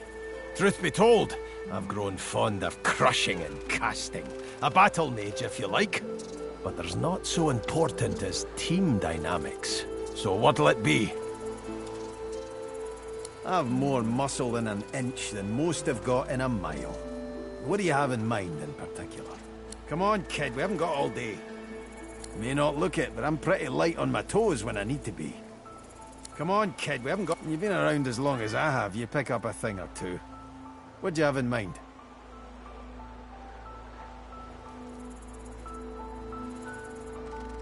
Then it's settled. Capital. Well, that's that sorted. Onward then. I've got to get out of here, and soon. And I suppose you do too.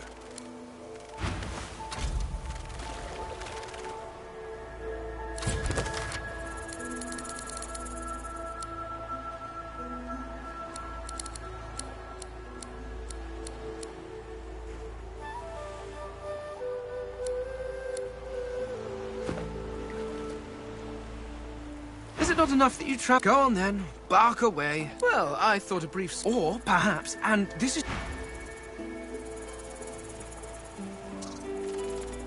Not drawing many winning cards of late, but I won't be crying over it. Sailed away from my last island prison scot-free. No reason I can't do it again. I'm no people person, but I've had a run-in or two with magisters before, and let me tell you, most of them couldn't pour water out of a boot. One way or another will slip past them. Just keep your head to the ground. You'll get more than an earful of dirt, I promise. You noticed that, eh? Well, I'm a lot of things, but subtle ain't one of them. So, there's some things you ought to know about me. I'm sort of... kinda royalty. I mean, I never wore a crown. Not with diamonds in it, anyway. I once stuck a wreath on my head and... Oh, sorry. I need to stop with that whole tangent thing. Anyway, let's just get it out there. I'm a bastard. The literal kind. And the other kind. The royals weren't all great with me, and I weren't too great with them. To make an overlong story over short, I started the rebellion and got caught and exiled to an island prison. Like Fort Joy, but 10 times worse. I would have died there too, if one of Justinia's ships hadn't sailed so close. So, I kinda took it, and off I went. Cool, right? Then I came upon the Victory. Nice ship. The royal sailors walked the plank as well as you could hope for. That's where I found the notes. Right there in the open. Next to the manifest.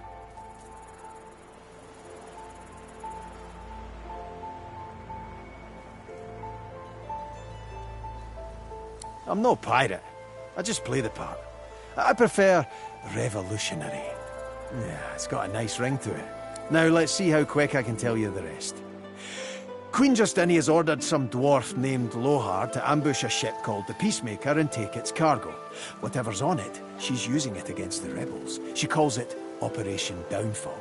Pretty ominous, eh? So, yeah, hoping to find this Lohar fellow and stop the Operation Downfall thing. And there you have it. Tangent-free. Mostly. Well, not mostly. A little. Okay, not at all.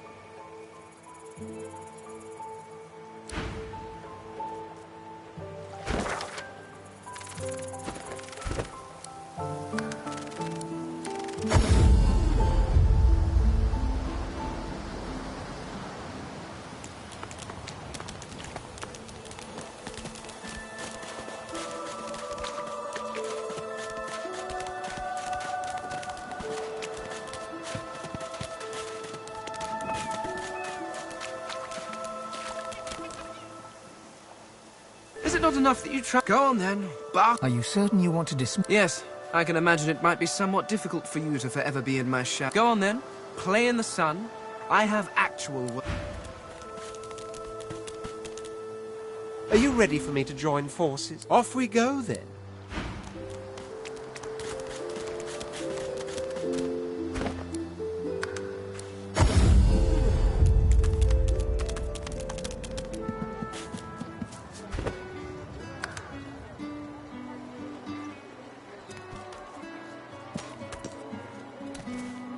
The cat's eyes are...